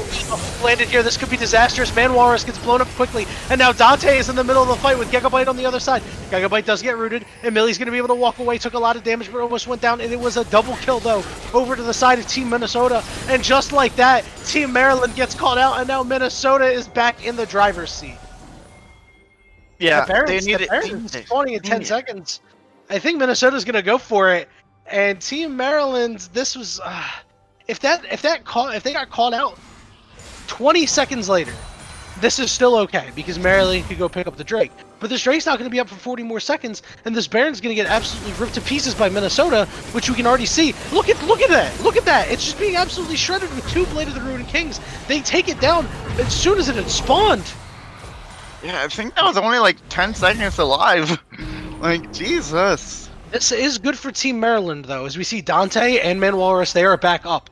They are going to be able to get some vision down. We do see Gigabyte, the teleport not quite up yet, is pushing the top lane. Traveler Dante is going to have to match Gigabyte. If Traveler Dante elects to teleport in a pretty bad spot, Gigabyte can buster shot them away and win the fight for Minnesota on the spot. The Dragon has now spawned, and it looks like Team Maryland is on it. They've got their jungler here. They've got the confidence. They know they're going to get it. Here comes the teleport, and it looks like the Tristana can't get it. The Dragon goes over to Team Maryland. They have the soul. They've got the shielding. Do they have enough damage? Bareface barely staying alive. They take out Danny. ETP had died on the other side of the fight as well. Now Gigabyte is pushing down this top inhibitor. Is it going to matter, though? It looks like they have gotten the reaction of a couple backs here, and it looks like Millie is going to back and head back to the base, and the teleport is coming out from Gigabyte. The push, though, from Team Maryland. Here we go. They're going to have to make a play here, Team Minnesota. They land the Enchanted Crystal Arrow. It goes on to Manwalrus. Nirne, Rift walking around. He Zonias. The heal comes out from the Senna. Now Nirne, he doesn't have a good target here. He's taking a lot of turret damage. He's dangerously low. He's taken down by Wicklebear, but the Nexus has been exposed. They just need a couple more auto attacks on it. Gigabyte going deep. He's going to take out Bareface. He's got all the damage. Dante, he's not going to have the damage to take this Nexus down. It's about at 60% HP. He's in the middle of 4 members of the enemy team. He goes down. Team Minnesota saves the game. Oh my god! That's such a shame. If Millie had not backed, they might have been able to win the game. Millie did have to back because of the threat that Gigabyte posed, but Gigabyte started going back as soon as Millie had finished the recall. I don't know if they weren't able to see the Tristana there. It's unfortunately the right move, but you hate to see it. Now Team Minnesota, they still have a couple of Barons on their side in the way of Gigabyte and Steve Fox, and they're going to be knocking on the door trying to push down this mid lane inhibitor now. This is such an incredible game. Nexus taken, not the See Nexus, a I'm sorry, the TP inhibitor. alive for Taken the low, taken down. Team Minnesota will opt to back out here. It looks like the Baron will be expiring shortly. Luckily, Team Maryland doesn't really have anything to fight for right now. The Baron is going to be up in about 3 minutes. The Elder Drake coming up in about 4. So Team Maryland is able to clear these waves, scale up a little bit more. I do like the Morellonomicon buy out of Nirne. I do wish that Nirne had a Rabadon's Death Cap, though. It looks like they might be opting for a Void Staff. It could potentially even be a Banshee's Veil, but I think it might be better served to be a Void Staff. There is a lot of incidental healing on the side of Team Minnesota with the Nidalee heals coming out, with 2 Blade of the Rune Kings on Gigabyte and Steve Fox, with the heal on the Kale. I think that's a win. I mean, 16 is here. Level 16 is here for both Kale and Cassinan. I do believe. Oh no, Kale's only level 15. We're here for it. Oh, there she is. She's 16 now. Yep, she just hit 16. Excellent. Good stuff there. Yeah. So the 2 level 16 Cassinan and Kale. This is. Oh Jesus. Yeah, this is going to be fun. I think that the reason why Team Maryland's been able to find their way back into the game is contrast with the great early game of ETP. ETP has had a really, really rough time in these last couple of fights. Usually gets blown up pretty early, isn't really putting out too much damage, I feel. You know, they have a lot of assists, though. They're sustaining the team, and that's great and all, but you know, we need to see a lot more damage out of them, a lot more spears landed, and it's really because I think Team Maryland are starting up these fights, not allowing ETP to kind of get into this fight, kind of get their feet set, be able to throw some spears, get positioning on them. So it's been rough sledding for Team Minnesota ever since then, but they do still have a pretty healthy gold lead. In Team Maryland, they are so close to being able to win the game. That mid inhibitor did respawn, though, so any backdoor shenanigans aren't going to happen now. I mean, I'm just waiting for the stretch to hit 100 vision score. He's almost there. I'm ready for this. Yeah, oh man, he's at 99 right now. He has been incredible this game. He's got 99 problems and a ward ain't one. Yeah. And Targ, we're just not seeing a lot of vision coming off here. A lot of our vision actually is just on this thrash. He's just been doing so incredible, landing all these hooks, making sure these members are out of the fight, and trying to keep the just peel off for the Tristana and Kale. Some of these dark just have been insane this game. He's saved at least 4 times his teammates 4 times at least. I would say like 6. So I mean, I did say at least 4. You know. Okay. At least 4. I'm saying at least 6. At least 6. So the Baron spawning in 30 seconds, and we will begin the time-honored tradition of the Baron Dance. The Baron Dance is coming up 23 seconds, but Elder Dragon is coming up in 1 minute. It looks like I think Maryland's going to try and fight for the Elder Dragon and try and put a lot more focus on their vision there. The Kale is trying to teleport out. Oh! Nearly silenced the Kale! Nirne lands the silence. The Kale is pretty low. Oh my god! Nirne gets taken out by Danny!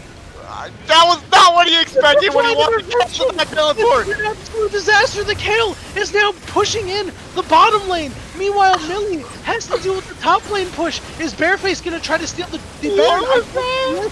He's going to have to walk away. The bot lane turret gets destroyed by the Kale. What an absolute unmitigated disaster on the side of level Team 16. Maryland. It was that 1 second longer. Kale gets like half a second longer when she levels up to level 16. And that get that more invulnerability. Did he not? The Null Sphere cancel the teleport. He didn't zone his, and it looks like we might see a fight here. Wiggle Bear landing a nice fly. The hook comes out. They're in a little bit of a crevice here. The Call to Force not only lands on 1, but everybody's invulnerable. It is a 5v4 though. This is a nice knockup by Trevor. Vulnerable. He just runs rough shot over the back of the fight. The fight is chasing down. Bareface is now being resurrected. Nirne is Rift walking in, but I don't know if he can do anything. The ultimate does drop down here. Down goes the Nocturne. Nirne is the last member he's got to defend against 5 Minnesotans, and they're pretty angry right now. They're pushing into the base. The last inhibitor is standing. The last inhibitor is falling. They're onto the Nexus. Nirne Rift walks away. He knows he can't do anything. He might try to do something here. Rift walks into 5 of them. He puts out a lot of damage, but I don't think it's going to matter. He's going to Is Tourney going to be able to save the game? And he can't. The Terrans get taken down. The Nexus goes down. Team Minnesota takes on. They win the game. I thought there was gonna be a 1v5 penta there coming off of that guy. Holy shit! What the hell was that game? That was incredible! This is better than LCS! This game was insane. This game is so nuts. This is the game of Scuff League. If your friends were not here, tell them about this game. You witnessed the best game in Scuff League history. No lie, no cap, no BS. Go back and watch the VOD when it's up. This game was awesome. This game was so awesome. Like, do you need water? Do you need water right now? Holy shit. I come prepared, baby. That was incredible. Danny, we found out which level 16 was stronger. We were worried about Cassidy in level 16, but Kale hit level 16. What a game. What a game, man. That was so insane. The extra time on the Divine Intervention out of Kale just absolutely won the game for it won the game for Team Minnesota there. That was such a great job by Tourney. I thought Tourney may have won the game off of that play, but it turns out Kale said somebody call an ambulance, but not for me. And he managed to take down Tourney. Oh. Shit. The duration of Divine Judgment, once you hit, I've been calling it Divine Intervention this entire time. I used to play WoW for many years, and it used to be Divine Intervention.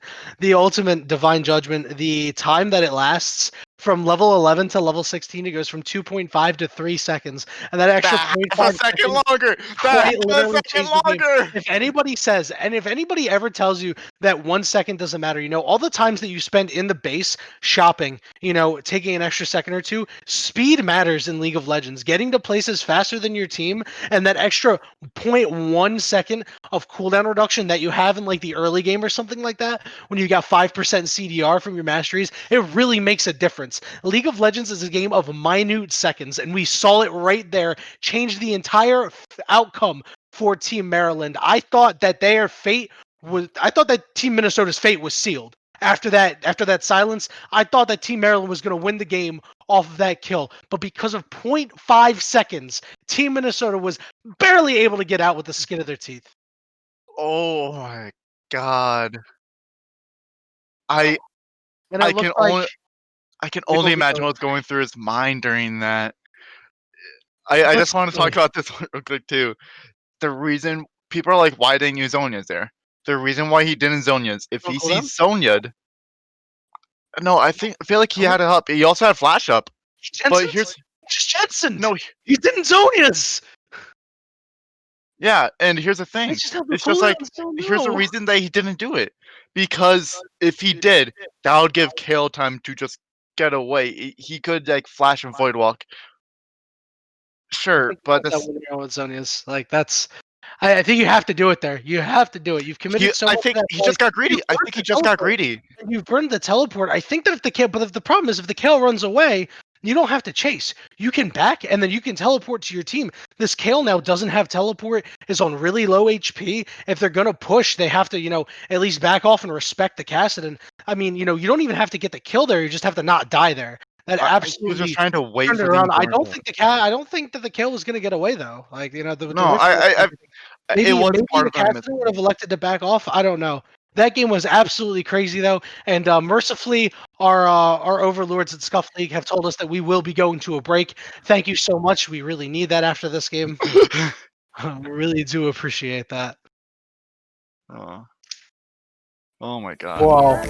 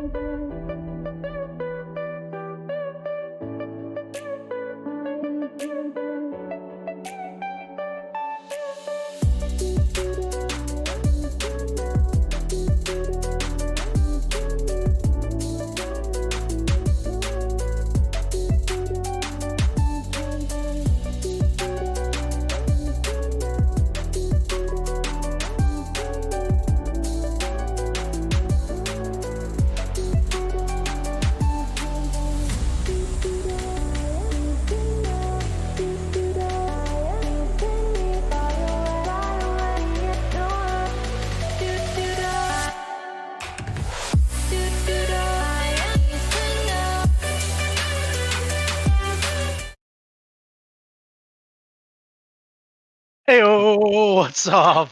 What is Yeah. up? All right. We got Massachusetts and California coming up. And They got a tough they got a- act to follow. yeah, they definitely got a tough act to follow here. That last game between Minnesota and Maryland, I'm so glad that you were all here for it. If you were in here for it and are now just tuning in, you did miss a banger of a game, but that's okay. Go back and watch the VOD when it's posted to YouTube. When you talk about independent leagues like us and like really, really good games, they don't always necessarily go in hand depending on the skill level of teams. This is a game. If there's one game out of Scuffed League that I could show anybody to show them like what kind of content we can deliver, it's Minnesota and Maryland. They put on quite literally the best game of the Scuff League tournament so far, and is a game that everybody who is a part of Scuff League should be proud of. Thank you for that. Now, enough about that, because we got to give California and Massachusetts their due. While they do have a tough act to follow, we got to give them proper respect because these teams are definitely going to go at it. These teams are pretty solid. Yeah, no, I do like these teams as well. Like looking at Massachusetts team, just this game looks so. I feel like it's gonna be a tough act to follow because that was an unexpected banner. I didn't expect it to be that much of a banner. So the first thing I'll do to kick off this game is I'd like to congratulate California support Dexilio. Looks like they just hit Master pretty recently. May have been today. They played like a ton of games today. And I'm not sure if it's probably not their first time hitting Master. They seem to be a very, very good player. But congratulations to you. Good stuff. Your match history looks super, super clean, and I think you're awesome. Yeah. Do see Massachusetts already banning out Dexilio Sona as you were talking about it. Wise move there. This guy has played what? 517 games on Sona? Yeah, I'm gonna Season refresh right now. alone? Absolutely insane. This guy's a nut. All he knows is mute and play the what's her instrument called? It's like not a real instrument. It's something weird. I don't know. All he knows is play instrument and be mute, Yeah. So we'll see what else he's got in the bag of tricks here. The rest of the bands for Team Massachusetts, they've opted for Sona, Malphite, Annie. I think these are all very, very good bands. Dexilio, a Sona main. We do see Malphite as a champion that has played across the top lane, the mid lane, and the support for Team California. And then they opted for the Annie, which is Lanfear's champion of choice. Meanwhile, California has opted for Silas Pike and Skarner. Interesting Skarner band there. I tell you, I took a look at Soko's match history and stuff like that. Didn't see all too much Skarner. Maybe there was something that I missed. Maybe I only got an 80 on my homework while California got 100. I mean, all I'm saying is that it's called it Etoile. Is what. Yes, the Etoile. Yes, I knew it, but I couldn't remember it. Like I knew it's it like a fake. It's a fake instrument, but people... Listen. Dexilio is doing everything he can to make sure that instrument becomes real. You do see that Massachusetts has opted for a Kane first pick. Definitely a champion that Soko plays. California has gone for the Fiora Zyra combo. Interesting stuff there. Took a look at a lot of Dexilio's play. Didn't see too much Zyra, but Zyra is a really, really strong champion. And I think, we didn't really touch upon that. There's a big rank difference between California and Massachusetts. And I think that Dexilio is going to try to impose their will on the bot lane by picking aggressive support like Zyra. And then counteract that by playing such a safe champion like Kaylin, who could just be in the backline and just do all the damage in the world. And then they pick Nautilus, so... All Caitlyn knows is backline and pew-pew, But the Caitlyn does get picked along with the Nautilus. Not the strongest of combinations. I think it's a solid combination. These are two both pretty strong, pretty meta champions. You put them together, your lane's going to be at they got the back problems. But it looks like they've got the back problems. Oh my god! You remember old Sivir's face when it looked like she only had 3 teeth or something like that? It was so bad. But they've gone for the Sivir, and it's just a Sivir comp. You run at them and you win. Sivir gets the 6 items. The late game fantasy. You deal a bunch of damage. You run them down, and you get some kills. I think that the Sivir ultimate, along with the Fiora, if the Fiora is not split pushing but is in a team fight, is going to be really, really huge on the side of California. No, Fiora can do just so much with being a split pusher, and then also just having a AoE healing circle. She has a John ult, but it does damage too. It's just, kind of. I mean, I see what you're getting at there. It's the it's a pretty strong ultimate. I hate Fiora. I mean, did you see that Reddit post early on in Worlds when on the Chinese super server, the Fiora one trick, like, who popped all 4 I think he popped all 4 vitals on, I think it was like Whippo, in like less than a second. It was actually insane. Literally how popped. the hell? So they marked mid auto. They used the ult mid auto attack, landed the auto attack, dashed behind, proc the vital from dashing behind, auto attacked, and then reset their auto attack and got like the last vital. Something crazy like that. I don't know. I don't actually know how they did it. It was like really, really crazy. It's the dumbest thing I've ever seen. So yeah, I hate Fiora. California has opted to ban Diana and Fizz. They are definitely aiming at Son of None here. Son of None, the lowest rank in the game. I'm interested to see how they're going to be able to perform here. Whereas Massachusetts has opted, to the Lux and the Kazakhs ban. I think these are pretty solid bans here. California has gone for the Sejuani. Nice tanky pickup here. I don't necessarily hate it. Massachusetts has gone for the Gnar and the Orianna. That's a lot of potent team fight combination there, and definitely a champion that Son of None plays. Yeah, no, I play a lot of Sejuani when I'm in the jungle. Such a strong pick that's just underrated a lot of times. Yeah, she's not what she used to be, but she's still very. I mean, I just played her the other day, and I'm just like riding around on my boar, swinging my flail around, or Poro, dealing some damage, or Poro, depending on who you are. But, bonking into people, burning them because I got the Cinder Hulk and shit, Yeah, it's like icy hot, Yeah, it's icy hot. I love her so much. I love playing Sejuani and Echo in the jungle. And I was actually expecting the Gnar ban coming out against Massachusetts, but we see, which is just interesting because this guy has 111 games, and his next played is Urgot with 19, and so it's just, I don't know, it's interesting why they, because I've had Gnar carries in some of my games, or I know a Gnar one trick whose name is El Leon Gnar, and he just absolutely pops off because no one expects the Gnar to pop off. Oh, exactly. And interesting note, California is playing with Watch and Learn, who is a different top laner than their regular starter. Had a look at Watch and Learn. Doesn't seem like they're a top lane main. They look more like a jungle main, and I didn't see Fiora in their pool whatsoever. So interested to see if this is a blind pick, the super secret tech, the dark technology, maybe. Maybe they've been playing on a secret Smurf. Maybe they're actually a god at Fiora and just don't play Fiora in ranked because they don't play top lane. We'll have to see how that develops. California's last pick, they went for Syndra. That'll go over to Landfear. So it's going to be Syndra Orianna in the mid lane, and I think that this is going to be the highlight here. Is Landfear going to be able to impose their will on Son of None? As we mentioned before, there is a pretty decent rank difference between this team. As you can see, California's got 3 plats, 2 diamonds, a full house there. Meanwhile, Massachusetts, 2 golds, a diamond, a plat, and a silver. Now, from what I've been told, Massachusetts plays really well together. That's why they've been performing so well. They've actually just been the superior team. They might not individually be super strong, but team-wise is where they, is where their strength lies. That's how they, that's how they make their salt. That's their strength. Massachusetts just has been really, really good together, and I found it. It's 0.1 second in 4-5. Yeah. There you go. Against the Sept. Like, what the? I just watched that. What the? Oh, that's a new one. Sorry. That's actually a new one.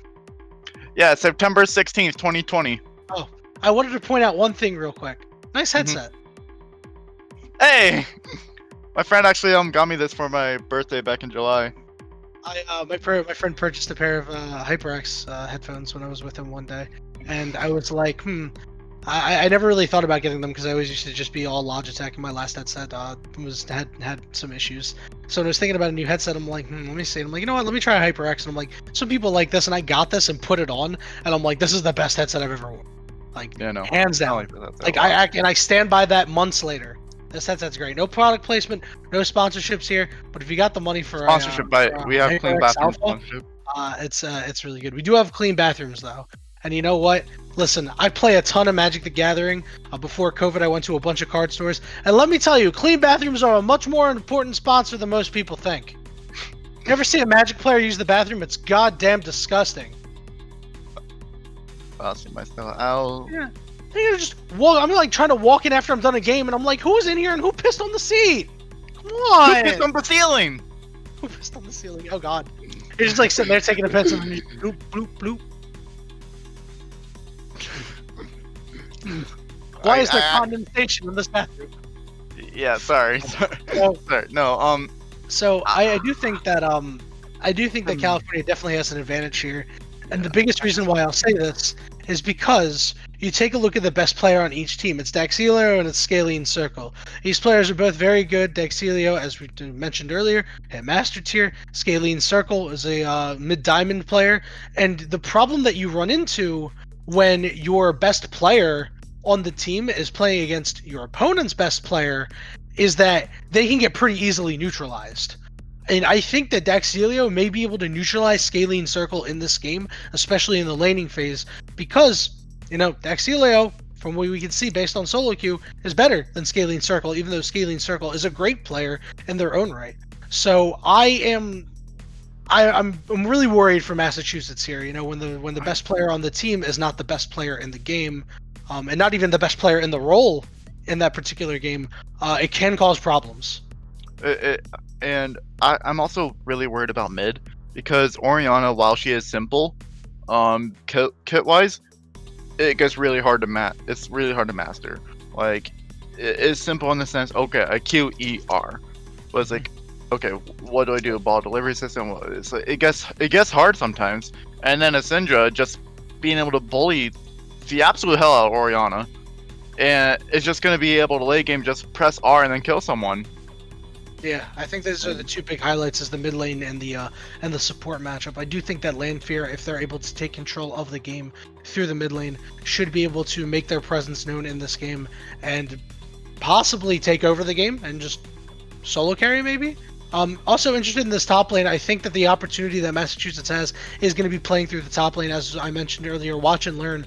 Not really a top lane main from what I could see against the top lane main. Even if you are a better player, when you are on an off roll playing against a player who might be lower skill level or lower rank, whatever you want to call it, but they're playing in their main role, you can get snake bitten pretty hard. You'll walk in, you'll be like, yeah, I'll win this, no big deal. And then all of a sudden, you're 0-2, you're stuck under your turret, you're down 20 CS, and you're like, what the heck happened? You lost. And no, and especially like, I just don't agree with the first pick, Fiora. If you're not a top laner. That's definitely weird. Like, that's like throwing down the gauntlet. That's watch and learn saying, listen, guys, give me Fiora. Give me one Fiora. And then it's like, all right, dude, cool. Take it. I mean, Fiora's pretty good. Fiora's just amazing in her own right. Fiora's really good into the Gnar, into the Nautilus. Like, it's pretty good. Like, able to riposte any potential stuns out of the Gnar is really huge. So I do like that. Maybe that was the thought behind the pick, is that they knew that they were going to pick Gnar and they didn't want to ban Gnar, so they'll pick something that can deal with the wallop, that can deal with the Gnar ultimate. So I see the thought process there, and I don't hate it. No, I Fiora just, I see why, but if you don't play a lot of Fiora, it's not your main role. Maybe he went on Reddit before the game and saw the Fiora that proc the 4 vitals in 0.1 second, and was like, I want to do that. I want that one. It's like a new toy. Maybe that was the call. I mean, maybe he's just a Smurf on the Chinese super server. Who knows? Yeah, who knows? I'm excited to see this game. Does it top last game? That's the question of the game. I'm not quite sure anything will. Perhaps maybe the finals. It's a shame I'll have to work tomorrow, so not only will I not be able to cast the finals, I won't be able to pay super close attention to the finals. I work for a online casino and sportsbook, and as people know, tomorrow is week 3 of the NFL, and we're pretty popular in our area, so we get a lot of high volume. So like to put it in perspective, when we the people who take chats and stuff like that, like help chats, we usually take 4 at a time. There was like 10 of us, so that's like 40 chats, and there were 100 people waiting in line. Yeah, That's a lot of that was people. week 1. That was week 1. Week 2, there was only like 30 people waiting in line, which is manageable. We're like, all right, that's fine, that's fine. So ideally, it'll be okay enough tomorrow where I'm actually able to watch the finals and take some time there. So that'll be No, great. I'm really excited for those games tomorrow. But I am I'm gonna excited be on the for analyst the desk last game tomorrow, here. Oh, and you're I gonna be think on the analyst desk? Good, good, good. Like to see it. I Excellent. think I'm also in the first 2 games. Oh, Yeah, I okay. am. Iowa Yeah, versus North Carolina, and then Minnesota versus the winner of this game. I'll be casting as nice, analysis again, nice. and then So, I'm on that analyst desk. so tell me, your team Massachusetts. What's your game plan here? No, you're kind of outgunned in terms of skill.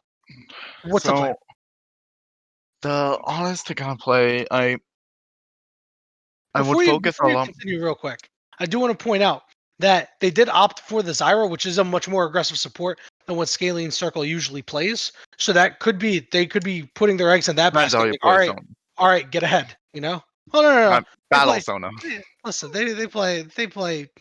Sona, they play Senna, Lulu, that kind of stuff. But like, I thought they would have Battle. maybe opted for Brand or something like that. But I do like the Zyra pick. So maybe that's what they're doing, and that they're gonna just say, okay, this is our best player. We're gonna give him an aggressive damage dealing support. Here we go.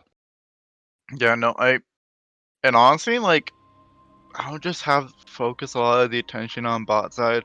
That bot lane is gonna get really far ahead, and Massachusetts, you just gotta give them as much support as possible. Make it a 3v2 as much as you can. Get Caitlyn fed. Get Caitlyn that IE. Get Caitlyn that Stormrazor. Get Caitlyn all those crit chance. Make her a headshot to get all your health bar. That's what Caitlyn's doing in this game. Making sure that Sivir's out of the fight. Making sure that Syndra's out of the fight. And then you just can focus on your Fiora. So I would say Kane. He has to get, which is weird because Kane can't gank bot as much as you need to. Right.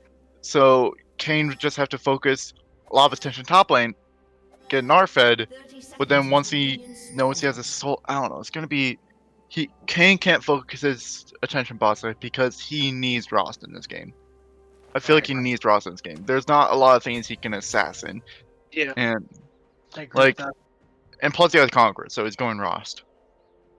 So So he'll have to pay more attention topside and try and invade this Sejuani as much as possible so that she isn't a part of the game.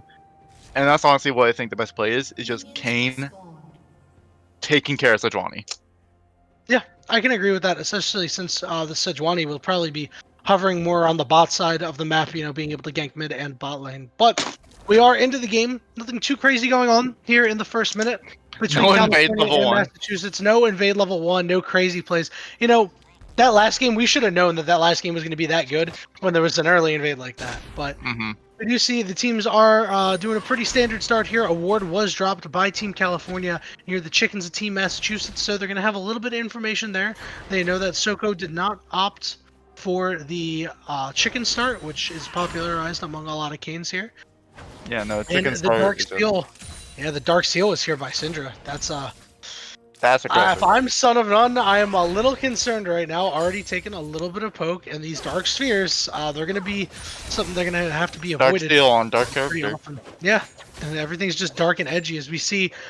Watch and learn. They were taking some tips from that Fiora Reddit video, popped a vital pretty quickly. Second one was proc. They weren't able to get it, but they got a nice trade down onto Mini Soko.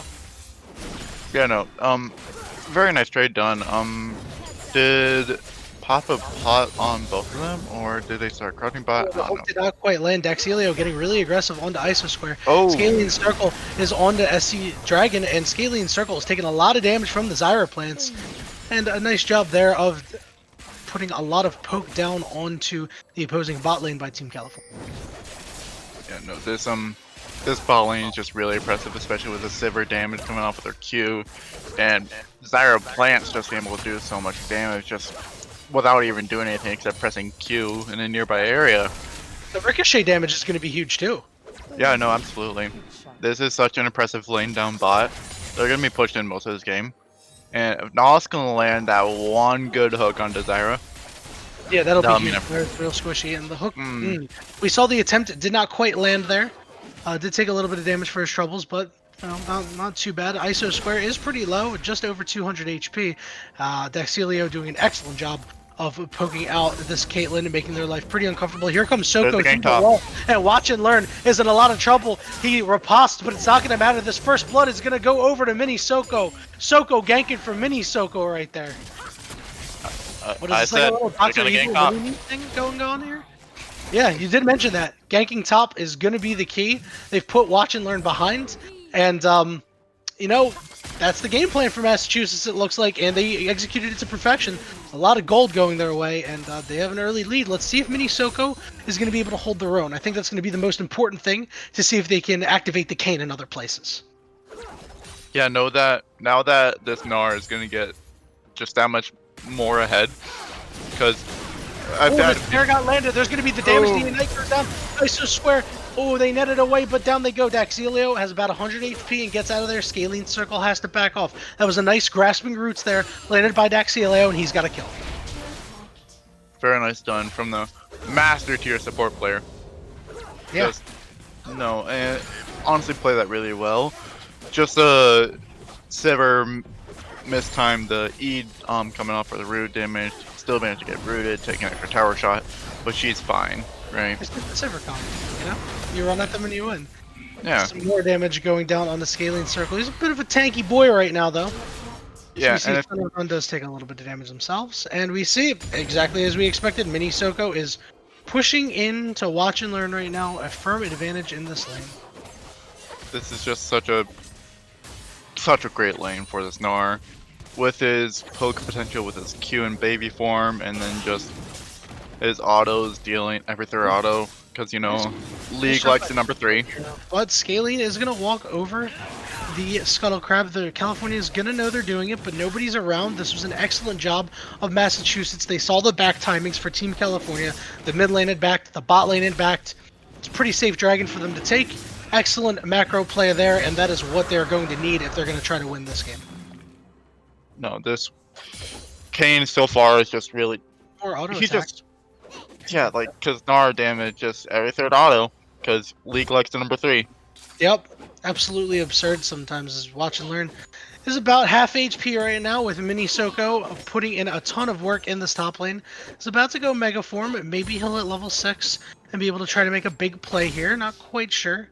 I think you might want to put a little bit more damage down onto Watch and Learn, as we see here in the mid lane. A small CS difference in favor of Team California early on. There it Here's is. the engagement. He knocked him back. Oh no! The riposte didn't land. A lot of turret shots, and all of a sudden, Mini Soko's in a lot of trouble. And the kill goes over to Watch and Learn. An absolute bonkers misplay there by Mini Soko.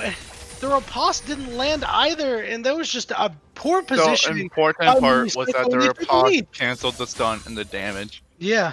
Even did if it cancel didn't miss, the it damage, canceled the stun and the damage, and that was just so. That's so good for Fiora. It's just poor positioning. You know, he was in turret range. You know, Yeah. if he's 2 Teemos away from the turret, that's probably a kill. Yeah, like Timo's a relatively small person. Do see Gnar did end up TPing back to the lane. Don't know if that was the right call there, but it was a TP nonetheless. Canceling the back on the Fiora, making sure like you're gonna lose as much CS as possible. Kane is up here actually. They might try and find a kill onto here. I don't think they're gonna go for it. I really think they should, and they elected not to. Interesting move there. Yeah. And it looks like this Kane might didn't go have back vision there. TP back, and they will, and you know they're not gonna even get the plate here. So it's solid. Mini Soko does burn the teleport out of Watch and Learn, so put teleports down in the top lane. But that firm advantage they had early is now just absolutely gone. Mm-hmm. If Kane just walked into that bush, he would have seen that Fiora was backing right there, but he did not have vision in that bush right there, or he did not have vision of the Fiora. And that Looks was like just Raitsu is near the bottom side of the map. Does have the Glacial Prison ultimate, as we see another fight in the top lane. Watch and Learn doesn't quite get that much damage onto Mini Soko. Mini Soko, he now has that Phage, and he does get the Rage passive whenever he you know kills something. He's just putting down a lot of damage onto Watch and Learn. I think he's gonna try to go in. the boomerang! Auto attack should do it. Then no, it's not enough. The minion wave is too much. The riposte came out, barely saving Watch and Learn's life there, but they don't have a TP now, so they're gonna have to take the long walk back. Kane is bot side. He's gonna look for the engager. Missed the hook onto the minion. Yep, here we Not go. at level 5 yet. He's just tanking all these plants. Is in the middle of them, but ISO Square is on the backside of the fight. He got zoned off by Raitsu.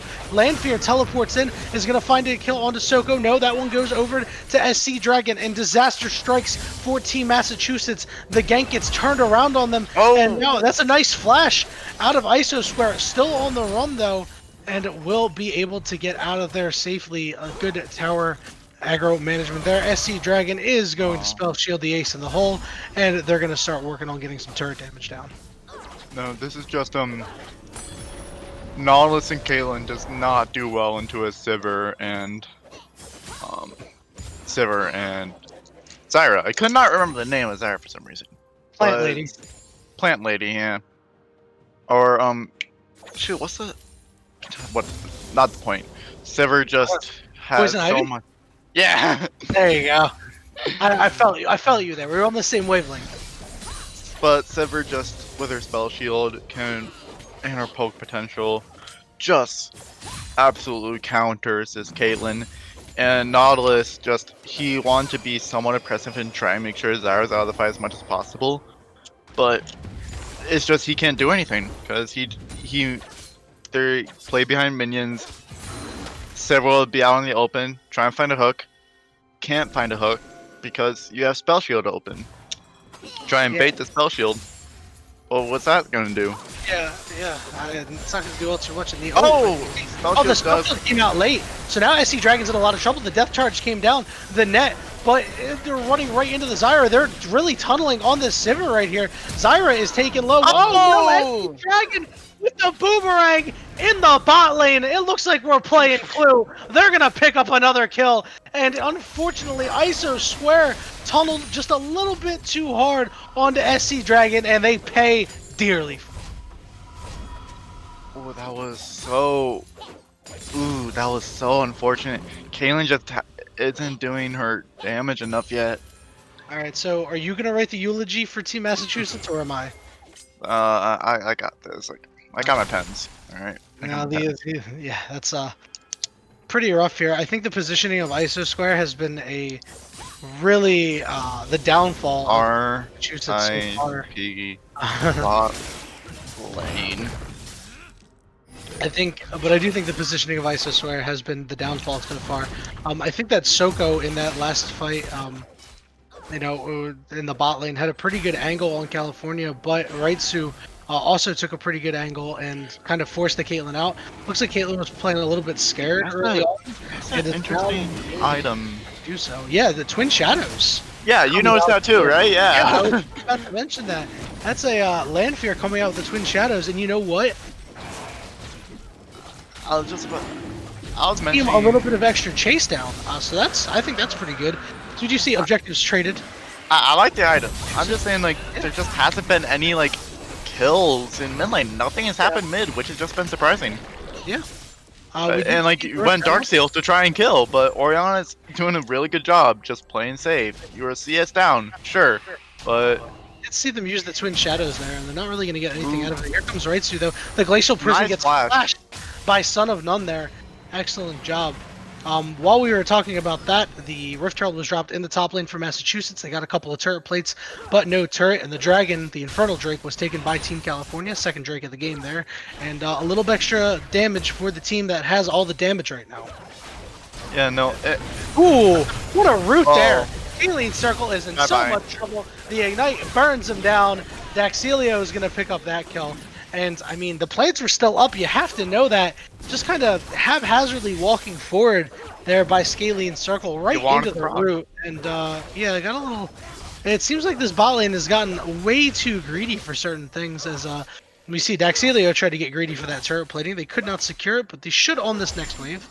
Although Kane is on his way bottom, maybe to try to dissuade that turret from going down. I do think the plating will fall regardless. Do we try and find a kill here? Not in the right position for the ult or Command Shockwave. Yeah, Landfear does have the blue buff though, so in a couple more moments they're going to be able to get a Dark Sphere Scout of the Week combo, and that might just do it. It looks like they've migrated to bot lane though. As that red buff is up, They're Dark waiting Sphere- for Kane. Lanfear has Take put the down a Dark Sphere. Interested to see if they're going to do it again to increase the damage of that Unleashed Power ultimate. So, no, they're going to just Found get him. really aggressive with it. Brightsu, oh, the stun, the Scatter of the Weak. Oh, this is a nice Umbral Trespass. But it does not matter. Lanfear will get the kill on the And Soak. the slow coming up from the Twin Shadows. Is in a lot of trouble here getting chased down, but it looks like, no, he wants to Find the fight. mark on the Lanfear gets rooted up. And the stun went down onto ISO Square. Now Scaling Circle dangerously low. The depth charge coming out. That's a nice Q out of the Caitlyn. We're seeing a lot of damage go down, but right two steps from the trap. There's a kill. The ace of the hole. Lanfear is so low. Daxilio is out of the fight. Lanfear running for his life. Is ISO Square going to be able to catch him? But now SC Dragon is here. Has popped the Sivir ultimate. Is now chasing down ISO Square. Does think better of it though, as there All are for a a red couple buff. of Team Massachusetts there, and they all fought over the red buff, as you mentioned. These people, they're Chinese, man. You know, they're just like the Chinese teams, the Chinese super server. They'll fight over anything. The Scatter of the Weak landed in a couple of auto attacks and a boomerang, and SC Dragon is walking away with their 4th kill of the game, and the mid turret is now under siege. Sivir mechanic, yeah, just Sivir's a really skill-intensive champion. You auto attack and you win. well, yeah, In that's actuality- like in actuality- ADCs. That's just ADCs. In actuality, you don't have a true escape, so it is very important to position yourself properly in fights. I'm just memeing around Your here. only escape is with your ult and your spell shield.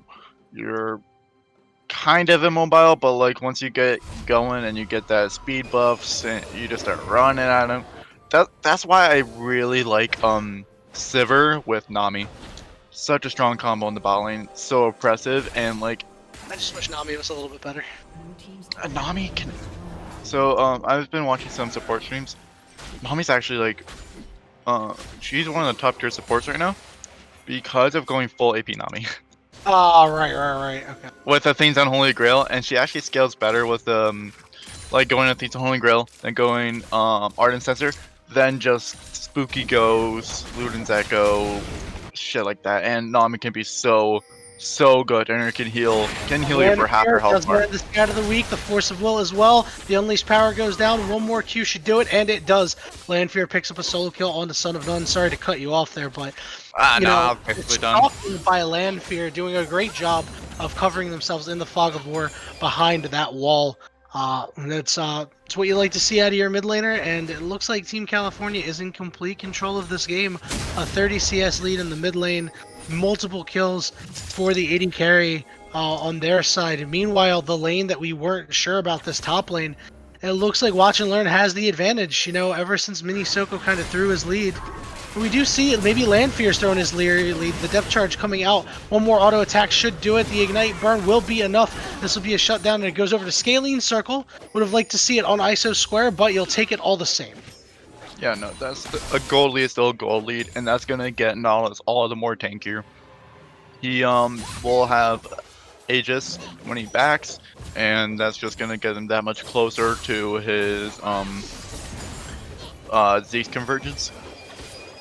Yeah. There it is. Yeah, that's nice. And the dragon going the side of Team California once again, where Massachusetts was able to sneak up that early dragon. It's been all California since, and so much damage coming out from Watch and Learn.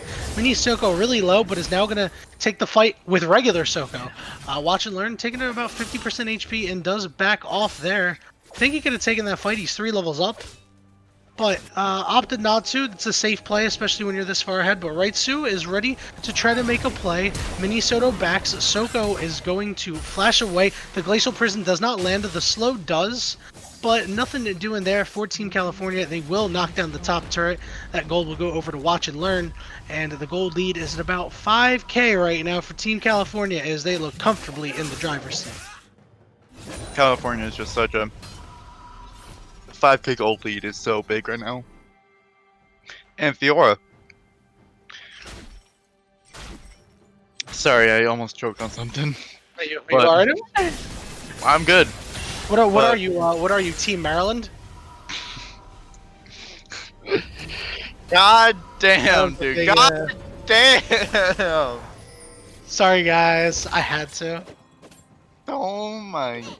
Man. Holy God, you're. Someone- Quote. We're gonna quote that. Sometimes you gotta be unnecessarily savage, you know? But real quick, take a look at these gold leads, man. These gold leads are obscene. This is a 1600 gold lead in the mid lane. In the bot lane, it's a what? I can't count. 1900 gold lead? It's almost it's almost 2k. It's almost 2k. It's at 18 minutes. Support gold lead as well is almost 1k. The jungle difference is very minute. It's about like what 500 gold? Or no, not 550 gold. I meant to say something like that. So at least the jungler Raitsu is hanging in there with Soko. Or should I say Soko is hanging in there with Raitsu, but the rest of Team Massachusetts is having some tough sledding here. No, this is just so. That's a So 2 item sad. for 18 minutes. That's pretty good. So you see Fairly- Team fairly California good. is opted for the Rift Herald. Free. As this one will go to the side of Team California once again. They get the second. Actually, no. It looks like Massachusetts got the first Rift Herald. I apologize, but California is going to be able to make good use of this Rift Herald. They've got such a huge lead right now. I wonder if they're going to try to pop it now, or they'll sit on it for a little bit. I feel like they're gonna sit on it, and gave it to Fiora. She's gonna split push top. I've seen this yet literally last night when I was playing with my friends. Had a Fiora in my game. They got rift tailed. They split push and they got it inhib top lane. Yeah, and we saw in the last engagement they had with Mini Soko that they're gonna win the 1v1. Like they absolutely chunked out this Gnar. They chunked them like That's not the like, tank, Andrew. salsa. And They you just chunked them like are a salsa. pervert. and it's just I don't know, man. I think that Watch and Learn is going to be able to impose their will in the top lane. Now they've got the Ravenous Hydra. It's a pretty standard choice there. It looks like they're building into a Trinity Force next to put down a lot of damage. They have opted for the Mercury Treads, so the CC from the Gnar is going to be quite less effective. So now all that's left to do is just push the lane, maybe get into a fight with this Gnar, because once this Fiora gets into a fight with the Gnar, if they're able to use the Grand Challenge, pop all four vitals, get a kill, now you're at full health and you have the Rift Herald down and nobody's there to match you. No, and this is so easy right now for Fiora. And For them to ISO the Gnar though. You don't want a scenario where you try to fight the Gnar and then Gnar builds the item that allows two teammates to come at it from the bush and absolutely ruin your day.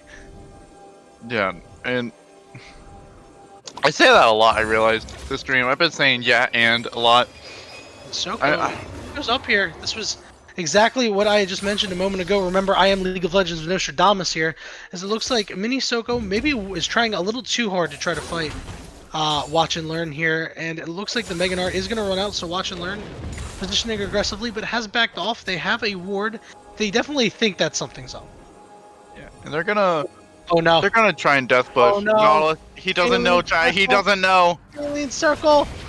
There it is. The stun gets landed. Oh, he lands a nice flash there, and the Twin Shadows comes out. It's not as bad as I expected there. I think that like Team California just didn't seem like they were ready for that. They do push out Scalene Circle, and they will try to take this Drake. It'll be the third Drake of the game for them, fourth overall. And it looks like it'll be the second win Drake, and that's really, really good if you're Sivir. Especially since you get bonus You go movement zoom. after you get the soul. You're gonna get bonus movement speed when you ult. That's gonna be also great for the Sejuani, and little known, not maybe little known, but like don't think of it that much. It's gonna be really good on the Fiora as well. Once you put down the Grand Challenge, just getting a movement speed buff, if you get the soul, that's gonna be awesome. You're gonna be able to No, chase. like you even ult them and then you get the then you could go fast and try and proc their vitals in 0.1 seconds. Yep, exactly. You ult them and you have your own mini Sivir ult. You're like, hey, I'm running. And press a button on champion and you're like, I run. So, looks like the Fiora did hold the Rift Herald, and I was about to say maybe they should consider heading bot lane, and it looks like they will, as the next objective is at the Dragon. They've done a pretty good job, Team California has, of stretching the map. The objectives on the bot side, put Fiora on the top side, because this Fiora has the danger of being able to drop the Rift Herald. It looks like the Rift Herald is going to expire, so it looks like California may attempt to take full control of this Baron, and the Rift Herald will likely get dropped within the next couple of seconds, which it will. Right, Stu Arl tries does have to to pop off. Minisoko. There are 4 members of the enemy team here. The Sivir ult comes down, so does the Twin Shadows. Minisoko with a nice flash avoiding the Glacial Prison. Now Scaling Circle gets rooted up, doesn't take all too much damage though, and a nice disengagement there from Team Massachusetts. No, it was played really nicely coming off from Team Massachusetts. They just have to play safe and try and farm up, close the gold gap. But then you got Fiora split pushing bot side with the Rift Herald. Yeah, and they're against Oriana, and Caitlyn is waiting in the wings. Level 15 Fiora here. Looks like they will opt to back off, as they have a feeling that the rest of the team Massachusetts is in hot pursuit, and Soko was, but has backed off now. It looks like Team California is going to clear out that blue ward. It doesn't get pinged out by Team Massachusetts, I don't think. And it looks like California will just opt to back here. I think they could have probably tried to start it up, but you've got such a big lead right now. Why put yourself under a potential to lose it? So this is a pretty solid by Team California. No, I wouldn't risk it in this scenario. Like, sometimes you risk it for the biscuit, and sometimes you don't. yeah, right now they have such a strong gold lead, and they got 4 towers. Yeah, 4 towers. It's just such a lead going on right now for the side of California. California 42. The Donners, they've been doing pretty well in this game. They've been like, I was thinking here, so they're just gonna kill this Oriana a lot. But Oriana's been doing well, playing safe. Like, she's only died twice. You know, bot side, they're both 1 and 2 each, and Sivir's 4-0. This game, we haven't seen like a kill in such a long time because they're like, we have to play safe. They don't want to risk it. They don't want things to turn over with the side of a kill where Kassadin doesn't press Zanya's. Soko could potentially be in some trouble here. The Twin Shadows comes down, will get slowed, will get stunned. They fails the flash. The unleashed power comes through, but he's going to go through the wall because Riot creates balanced champions. Now Raitsu is in dodges the Glacial Prison. It was a nice dodge there using the Umbral Trespass there. We see on the other side of the fight, Scaling Circle is barely able to get out of the Stranglethorns, but Raitsu has just to put one more auto attack onto Soko, but he very nice regens through the wall. But now Scaling Circle wants this engagement. ISO Square pretty much untouched, but here in the bottom lane, it looks like another turret went down. No, actually, I'm sorry, that was a turret that went down in the top lane. Team Massachusetts managed to pick up a turret due to minion waves. So that's nice to see. So overall, 0 for 0, but Team Massachusetts comes out on top because they get a turret out of it. Yeah. Kane, I agree with you when you said Riot makes valid champions, because they really do not. Kane, no, I think that I actually, in actuality, I think they do a pretty good job.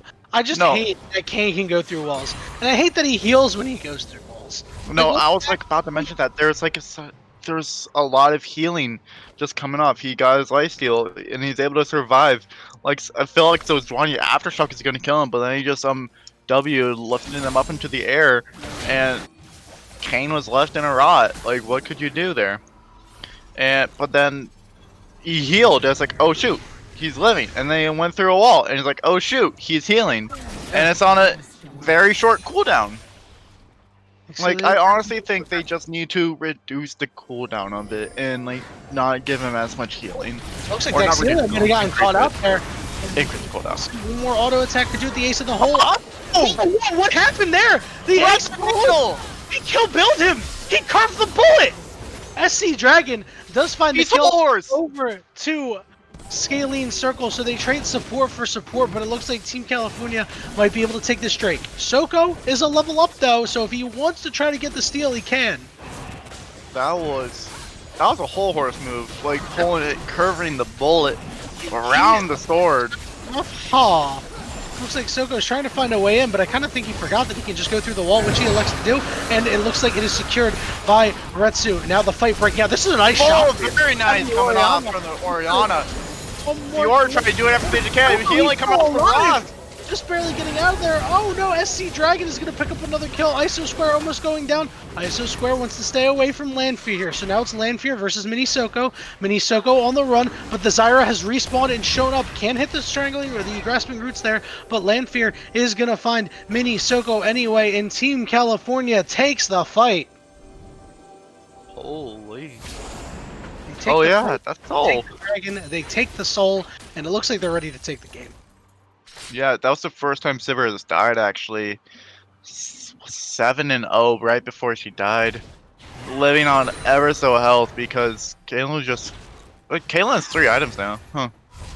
That was a great she- ultimate by Son of None, by the way. I want to point out that was a really, really good command shockwave there. Yeah. And you know, Watch and Learn was able to survive for a little bit longer, but then Soko was so low, it was 1 auto attack away from death, and just healed up, got an extra I think he got like an extra 400 HP out of that in that middle of that fight, and the heal wasn't up from the Caitlyn, so that's all self-healing. And look at his items; he's got no lifesteal items. So Kane certainly is a little bit of a pest Got a here passive. for Team California, but I'm not sure how much of an annoyance he actually is, as he's 0, 3, and 4 right now. You know, he's putting out, he's sustaining himself, he's staying alive, he's putting out some damage, but it's just not enough for Team Massachusetts right now. As it looks like California, the time-honored tradition of the Baron Dance once more, is to begin to clear out the rewards. It looks like, I don't think that ward on the back of the pit from Team Massachusetts was spotted by the Team California Pink. No, because it was hidden by the Baron. Yeah, that's a great ward. Whoever put that ward there is so good at their job. It looks like Mini Soko using the ultimate to disengage already. I love from that ward. I love that. That is I'm gonna marry that ward. You really hate to see when a player uses their ultimate just to disengage a fight that hasn't even started yet. But Mini Soko is a level down, is quite a bit of damage down, and good on him for trying to get out of there. Ideally, during the next fight, the ultimate will be up and he'll be ready to use it. Oscar Square did a good job of getting himself back into the game. As you mentioned earlier, he did get back to 3 items. He's 4, 2, and 1 now. Picked up a lot of kills in that last fight, and late game Caitlyn is an absolute terror, so maybe not all is lost for Team Massachusetts.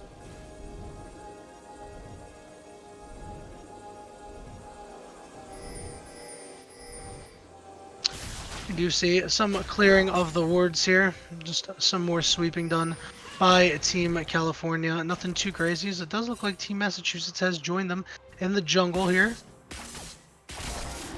And it looks like the red buff will go over to this Caitlyn, and they're just bush camping here, and the ward does get placed by Scalene Circle. Nice job there. Rightsu, though, is able to find an engagement on the Soko, and now we see Dexilio taking quite a bit of damage, gets rooted, the Umbral Trespass, and a kill over to the side of Soko. Soko manages to go through the wall, and it looks like he's going to get out of there and pull somebody away. ISO Square manages to find a kill onto Watch and Learn, and now it's a 4v3 in favor of Team Massachusetts right now. His Team California is running for their lives right now. That is a big fight win for Massachusetts. Can they find any more? I don't think so. They will begin to clear the wards. Landfear is going to land a stun combo onto Mini Soko. Mini Soko is going to go into mini form very soon. Looks like Team Massachusetts is not able to take advantage, but they find a nice fight win there. Rightsu manages to clear a ward out here, and you know, it kind of looks like that Team California, I think that they may have just lost that fight due to poor positioning. It looked like Rightsu was really on some members of the team that he should have been. As we see Soko gets caught out here, I don't know what he's still doing on this part of the map, but he will get out as Landfear was not able to get a kill down. He does have that blue buff, so he's going to be able to pump out spells at leisure at will. And we do see some backs coming out here. Interested to see what they're going to buy. The Syndra now at 3 items, does have 9 stacks on that Medjai's, did opt for the Mercury Treads, so that is, I don't know how much that's actually going to help here. It's good against the Gnar stuns, it's okay against Nautilus when you think about it. It's only really good when you get rooted by the passive of Nautilus, the auto attack passive that'll root you. Against Orianna, you know, it helps against the slow and it mitigates some damage, but if you take a look at the Orianna's build, it's not really a strong build right now. It is just a Luden's Echo along with a Void Staff. So not quite sure about that itemization. I would have liked to see Sorcerer's Shoes because it looks like Landfear doesn't quite have the damage that we expected out of them this game. Maybe that's due to the Twin Shadows. Maybe I just don't feel like they played aggressive enough earlier on in this game to be able to take over the game like I thought they would. But SC Dragon has been the one to take over the game at 7-1-3, working on their 4th item. It looks like a GA. It's got all the hallmarks of a GA. And it looks like this Elder Drake will be spawning in about 30 seconds here. And I don't think SC Dragon's going to be able to pick up this this Guardian Angel before the fight. So not exactly what you would want to see if your Team California. They are backing, so maybe they do have the gold for it after all. But this will allow Team Massachusetts to begin to gain control of the pit, as it looks like Exilio had to back out along with Raitsu at 96. And Scaling Circle was able to get some wards down. The Elder Drake has spawned up. Let's see if they're able to make any picks here. As it looks like Fiora is beginning to split push Daxilio with a nice juke there. And it looks like the ultimate is going to come down onto Lanfear. Lanfear does get knocked up. He's not really caught out. The flash over the wall through. He's knocked airborne. He's taken low. One more auto attack should do it. And it should. SC Dragon's going to take out Scaling Circle, though. Here comes the teleport. Soko with a 2-man knockup. He's pretty low. He's got to run. Meanwhile, in the back end, Watch and Learn chasing down Son of None. Son of None is one auto attack away from death. Can they get away? They will go down. On the other side of the fight, it looks like Watch and Learn has rejoined Team California here, and is a 2-for-1 in favor of Team California. Team California has their eyes set on this Elder Drake here. ISO Square, is he going to be able to do anything? Soko does stick around, does have Smite up. This is going to be a pretty ballsy steal, but they're going to have to make it happen. It looks like California hasn't cleared the ward out yet, but Watch and Learn is right on top of it, taking a lot of damage though from that Caitlyn. They're going to need some vision. I think Caitlyn can really abuse her range here. Soko into the wall, out of the wall. He's kind of deciding whether or not he wants to go in right now. Doesn't really have perfect vision. The Elder Drake down to about 5,000, and here comes the engagement. A nice knockup by Soko. ISO Square is going to pick up a kill. Can he pick up one more? He's a little bit too far away. Watch and Learn is now on top of ISO Square. ISO Square's got to get away, and he can't. Dashes through, picking up a kill is this Fiora. Now, Mini Soko knocked them away. Hot pursuit, SC Dragon in hot pursuit. Watch and Learn is going to dash in. The kill goes over to SC Dragon, and Team California has cleaned the fight. Now, Team Massachusetts does have Nautilus at the Dragon, does have Oriana on the way, but I don't think it's going to matter. Watch and Learn is way too big right now, is going to be able to push them both off. I don't think Oriana is going to be able to steal this Dragon. Let's see if she is able to steal the Dragon here. You have to have a bit of an attempt here. You know, command Shockwave going in or something. The jungler is down. They will opt to just give it up, and Team California has secured that Elder Drake, and I think that'll spell doom for Team Massachusetts. What do you think? I was wondering if y'all could hear me for the last like 2 minutes of that, but you were still casting. Yeah. My Discord like died or something. I don't know what happened. I said quite some time ago when I did analysis for a game once, get you a caster who can do both. And not to toot my own horn, but that's me. Yeah, no, that was you. You have honestly been doing so much work, and thank you for putting up such a great job. Yanni, best caster in North America. Who else has been putting in a bunch of work? Team California, SC Dragon, absolutely bonkers. I will give it to ISO Square. The positioning has been a little bit more careful than I'd like, but it hasn't been bad. They've been picking up a lot of kills, but it does look like Team California is onto the Baron. Absolutely no vision for Team Massachusetts, and I gotta be honest, it looks like absolutely no hope. They're gonna have the Elder buff, they're gonna have the Baron, and the only objectives left are the Gnar, the Kayn, the Oriana, the Caitlyn, the Nautilus, and the Towers. So if you are any of those aforementioned named things, I would be pretty concerned.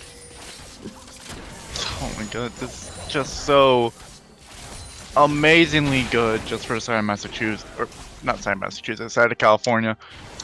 They got every single objective in this game going on right now. Trap line going down. Raitsu has been eating the traps here. ISO Square's got to focus on clearing the wave, so no headshot damage is going down. Kind of unfortunate there. ISO Square does take a little bit of damage from that Sivir Boomerang, and here comes the Siege. We do see a turret taken down in the top lane by Watch and Learn, and the Siege minion is knocking on the door of that middle inhibitor turret, pumping out a bunch of damage. It's so hard to kill, especially since it takes so much reduced magic damage. Watch and Learn just shredding the top outer turret. Where is the Gnar? He is finally back, but the top inhibitor goes down, and here comes the fight engagement. Raitsu had dashed in, and the Elder Drake buff is putting out so much damage right now. You just see him getting breathed on and deleted from 20% health or less. Lanfear is pushing everybody into the fountain, and it looks like Team California found the one in pick. Found 2 picks actually, and it looks like they're going to be able to take down Team Massachusetts. The other Nexus turret goes down. Soko just going in and getting blown up, and the Nexus will finally go down. Team California with a very clean game over Team Massachusetts. Very, very clean. The objective control was always in California's favor. The just entire game was so focused on them. It was insane to say the least of how in the driver's seat California was throughout the entire game. And honestly, like Nautilus couldn't do anything in that game. Oriana did her best, but what can you do? Kane had losing lanes all over the place. He tried helping out top lane, but then just lost a 1v1 due to bad positioning. Fiora got ahead. Don't even, it's just it's sad to watch coming up for the side of Massachusetts to just like really didn't get to play League of Legends in this. They played Farming Simulator for most of this game. Corn, But you say? Now, I will say, I was left a little disappointed by Team Massachusetts here. I've been told that their team play was unparalleled, but I really didn't see all too much of it here. I mean, I really think the game was kind of doomed once we saw Mini Soko make that mistake up in top lane and took a couple of turret shots because we saw he had a lead, spotted it to Fiora, and that Fiora Oriana never looked damage. back. That Oriana damage though. Oriana damage was definitely a little low. I think they played a little bit too conservatively in this game as well.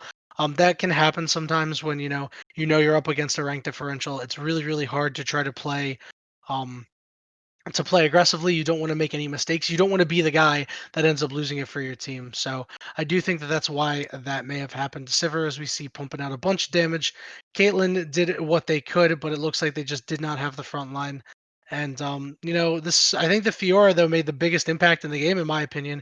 The absolute split pushing pressure when she was near anybody, she was an absolute terror. She ran roughshod over Team Massachusetts in that Elder Drake fight and was instrumental in securing the Elder Drake for Team California. Yeah, no, this Dig Elder Dragon, the Baron buff, all towers gone, all the Rift Heralds, all the dragons, everything was just objective controlled. Kane tried to control as many objectives as possible. They did get that early dragon, try and take that away. But honestly, I think Kane just didn't invade the Sejuani enough. He needed to be more aggressive against the Sejuani. Sejuani is sort of weak, kind of weak earlier. Her strongest damage comes from her E. But Kane has damage on every single ability, especially real. Kane early is very weak. This is obvious. But like if you have like let's say, hey, I know they're in the blue side jungle. I'll have my bot side push up so that they can come faster than the other lane while they have to force CS on their tower. That's what you have to do in some scenarios. But bot lane couldn't push up, mid couldn't push up, top couldn't push up. Kane had 3 losing lanes there, so he couldn't invade the Soldrani. He couldn't mess that up. And Soko, he played well for having losing lanes. It was just unfortunate to see that he couldn't carry the game as what he needed to. Yeah, I can agree with that. Well, unfortunate there for a team in Massachusetts. They did give it their best effort, and they went pretty deep in here. I don't know how many people expected them to go so deep. They did make it to quarters, which is pretty impressive, in a larger tournament like this. So good showing out of them. Got to give them a round of applause. They definitely earned it.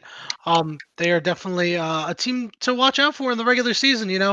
I'm interested to see how they're going to perform moving forward when we do have a regular season. That said, for Team California, I gotta be honest, I was left a little disappointed. Like, they played well, and that bot lane was insane. Everywhere else, it was kind of left a little wanting more. Not to say like, oh, they played badly or anything, because they didn't. They They had did a hard exactly what they follow up. needed to do. They did exactly what they had to do, but I wasn't like particularly like wowee, by some plays. But that bot lane of SC Dragon and Daxilio is a bot lane to be reckoned with, as we saw. What Sivir finished with 10 kills. Yeah, something like that. That's a lot of damage. That's a lot of damage. She went 10-1-8. That's a KDA of 18. That's insane. Insane. Yeah, no, and Uh, they bot lane really performed well. But you just were trying to compare from the previous game, man. maybe I am. Maybe I got the rose-colored glasses on. Maybe I got the I'm sorry, maybe not the rose-colored glasses. Maybe I got the Minnesota-colored glasses on, and just not quite, Gotta get that Tourney purple. wasn't nearly as good. Yeah, gotta get the purple. I know full Lulu. Everything tastes purple.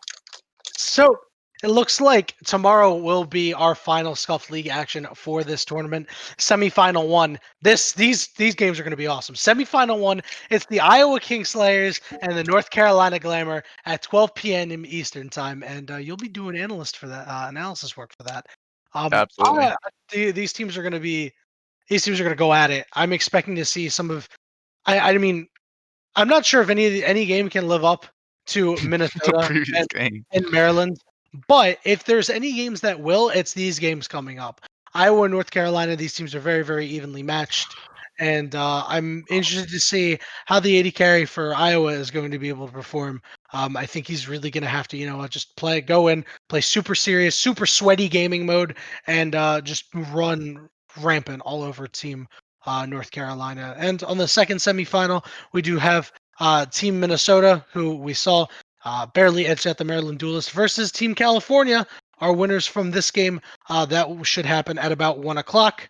And then at 2:30 p.m., we will have a pregame show for the finals. The finals will be whoever wins, obviously, between Iowa Kingslayers and North Carolina Glamour versus the winner of Minnesota and the winner of California. And then we'll go to the finals. Those will start at 3 p.m. tomorrow. That will be a best of three. Be ready for some really intense League of Legends actions. The finals will be a best of three starting at 3 p.m., but you should tune in around 12 p.m. noon. Lazy Sunday, enjoy yourself, throw on some League, watch some I'll really, be in really. chat with y'all after my analyst desk. Yeah, he's not going to be casting that game, unfortunately, Drew. But definitely enjoy your lazy Sunday. Throw on some League of Legends actions, chill out with us, and cheer on one of your favorite teams. After your state's team might go out, you'll definitely everybody gravitates to a team that they're kind of like, I want this team to win. So hopefully we will see some great games out of that tomorrow. Drew, anything else you have to say here? So I'm gonna let you know my predictions right now for who's going Yeah, to the tell me. finals. Tell me. Minnesota and not Pennsylvania, North Carolina. Really? You see, I think it's going to be Minnesota and Iowa in the finals. All right. We'll have to see. We'll have to see. I think Iowa, Iowa might be able to take. Iowa versus North Carolina. That's gonna be one hell of a game. That's going to I'm be the game. excited to be there. That is going to You be better all. be there too. I hope to I'm, see all of you there tomorrow. I'm a little sad that I can't be there. Everybody who is in the chat, this was my last casting for the Scuff League tournament. I work tomorrow, so I won't be able to do any casting, any pregame, any analysis, anything like that. So if you're sick of me, awesome. You are very, very lucky. And if you love me, I'm really, really sorry. I think everyone loves you, man. I think everyone loves you. I don't know about all that. I can get pretty annoying. All right. So No, annoying is what a caster is supposed to be. So you've got Iowa and or no, I'm sorry, you've got North Carolina and Minnesota. Who do you have winning that?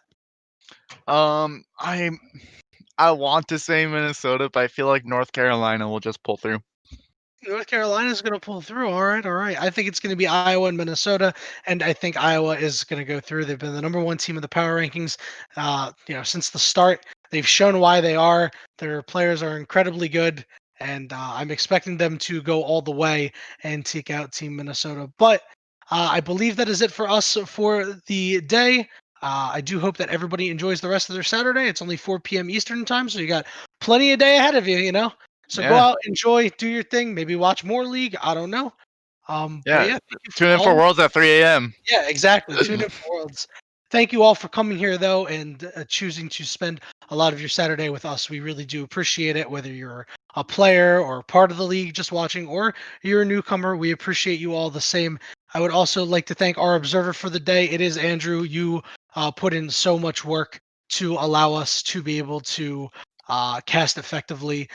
You guys, all of the observers, are the glue that really holds this sort of operation together, and we really do appreciate you all very much. But I Thank you. believe that is it for Yanni and Drew and Scuffed League, and we will see you all tomorrow, bright and early, I guess. Depending on who you are, at noon. Depending on where you are, yeah. You better not miss it. You better not miss it. I Because this definitely action's will gonna be not. awesome. These matches are gonna be one hell of a fight. I hope to see you there tomorrow. I'll be there with you. Have a Have a good one. great day. Enjoy your Saturday. Bye now.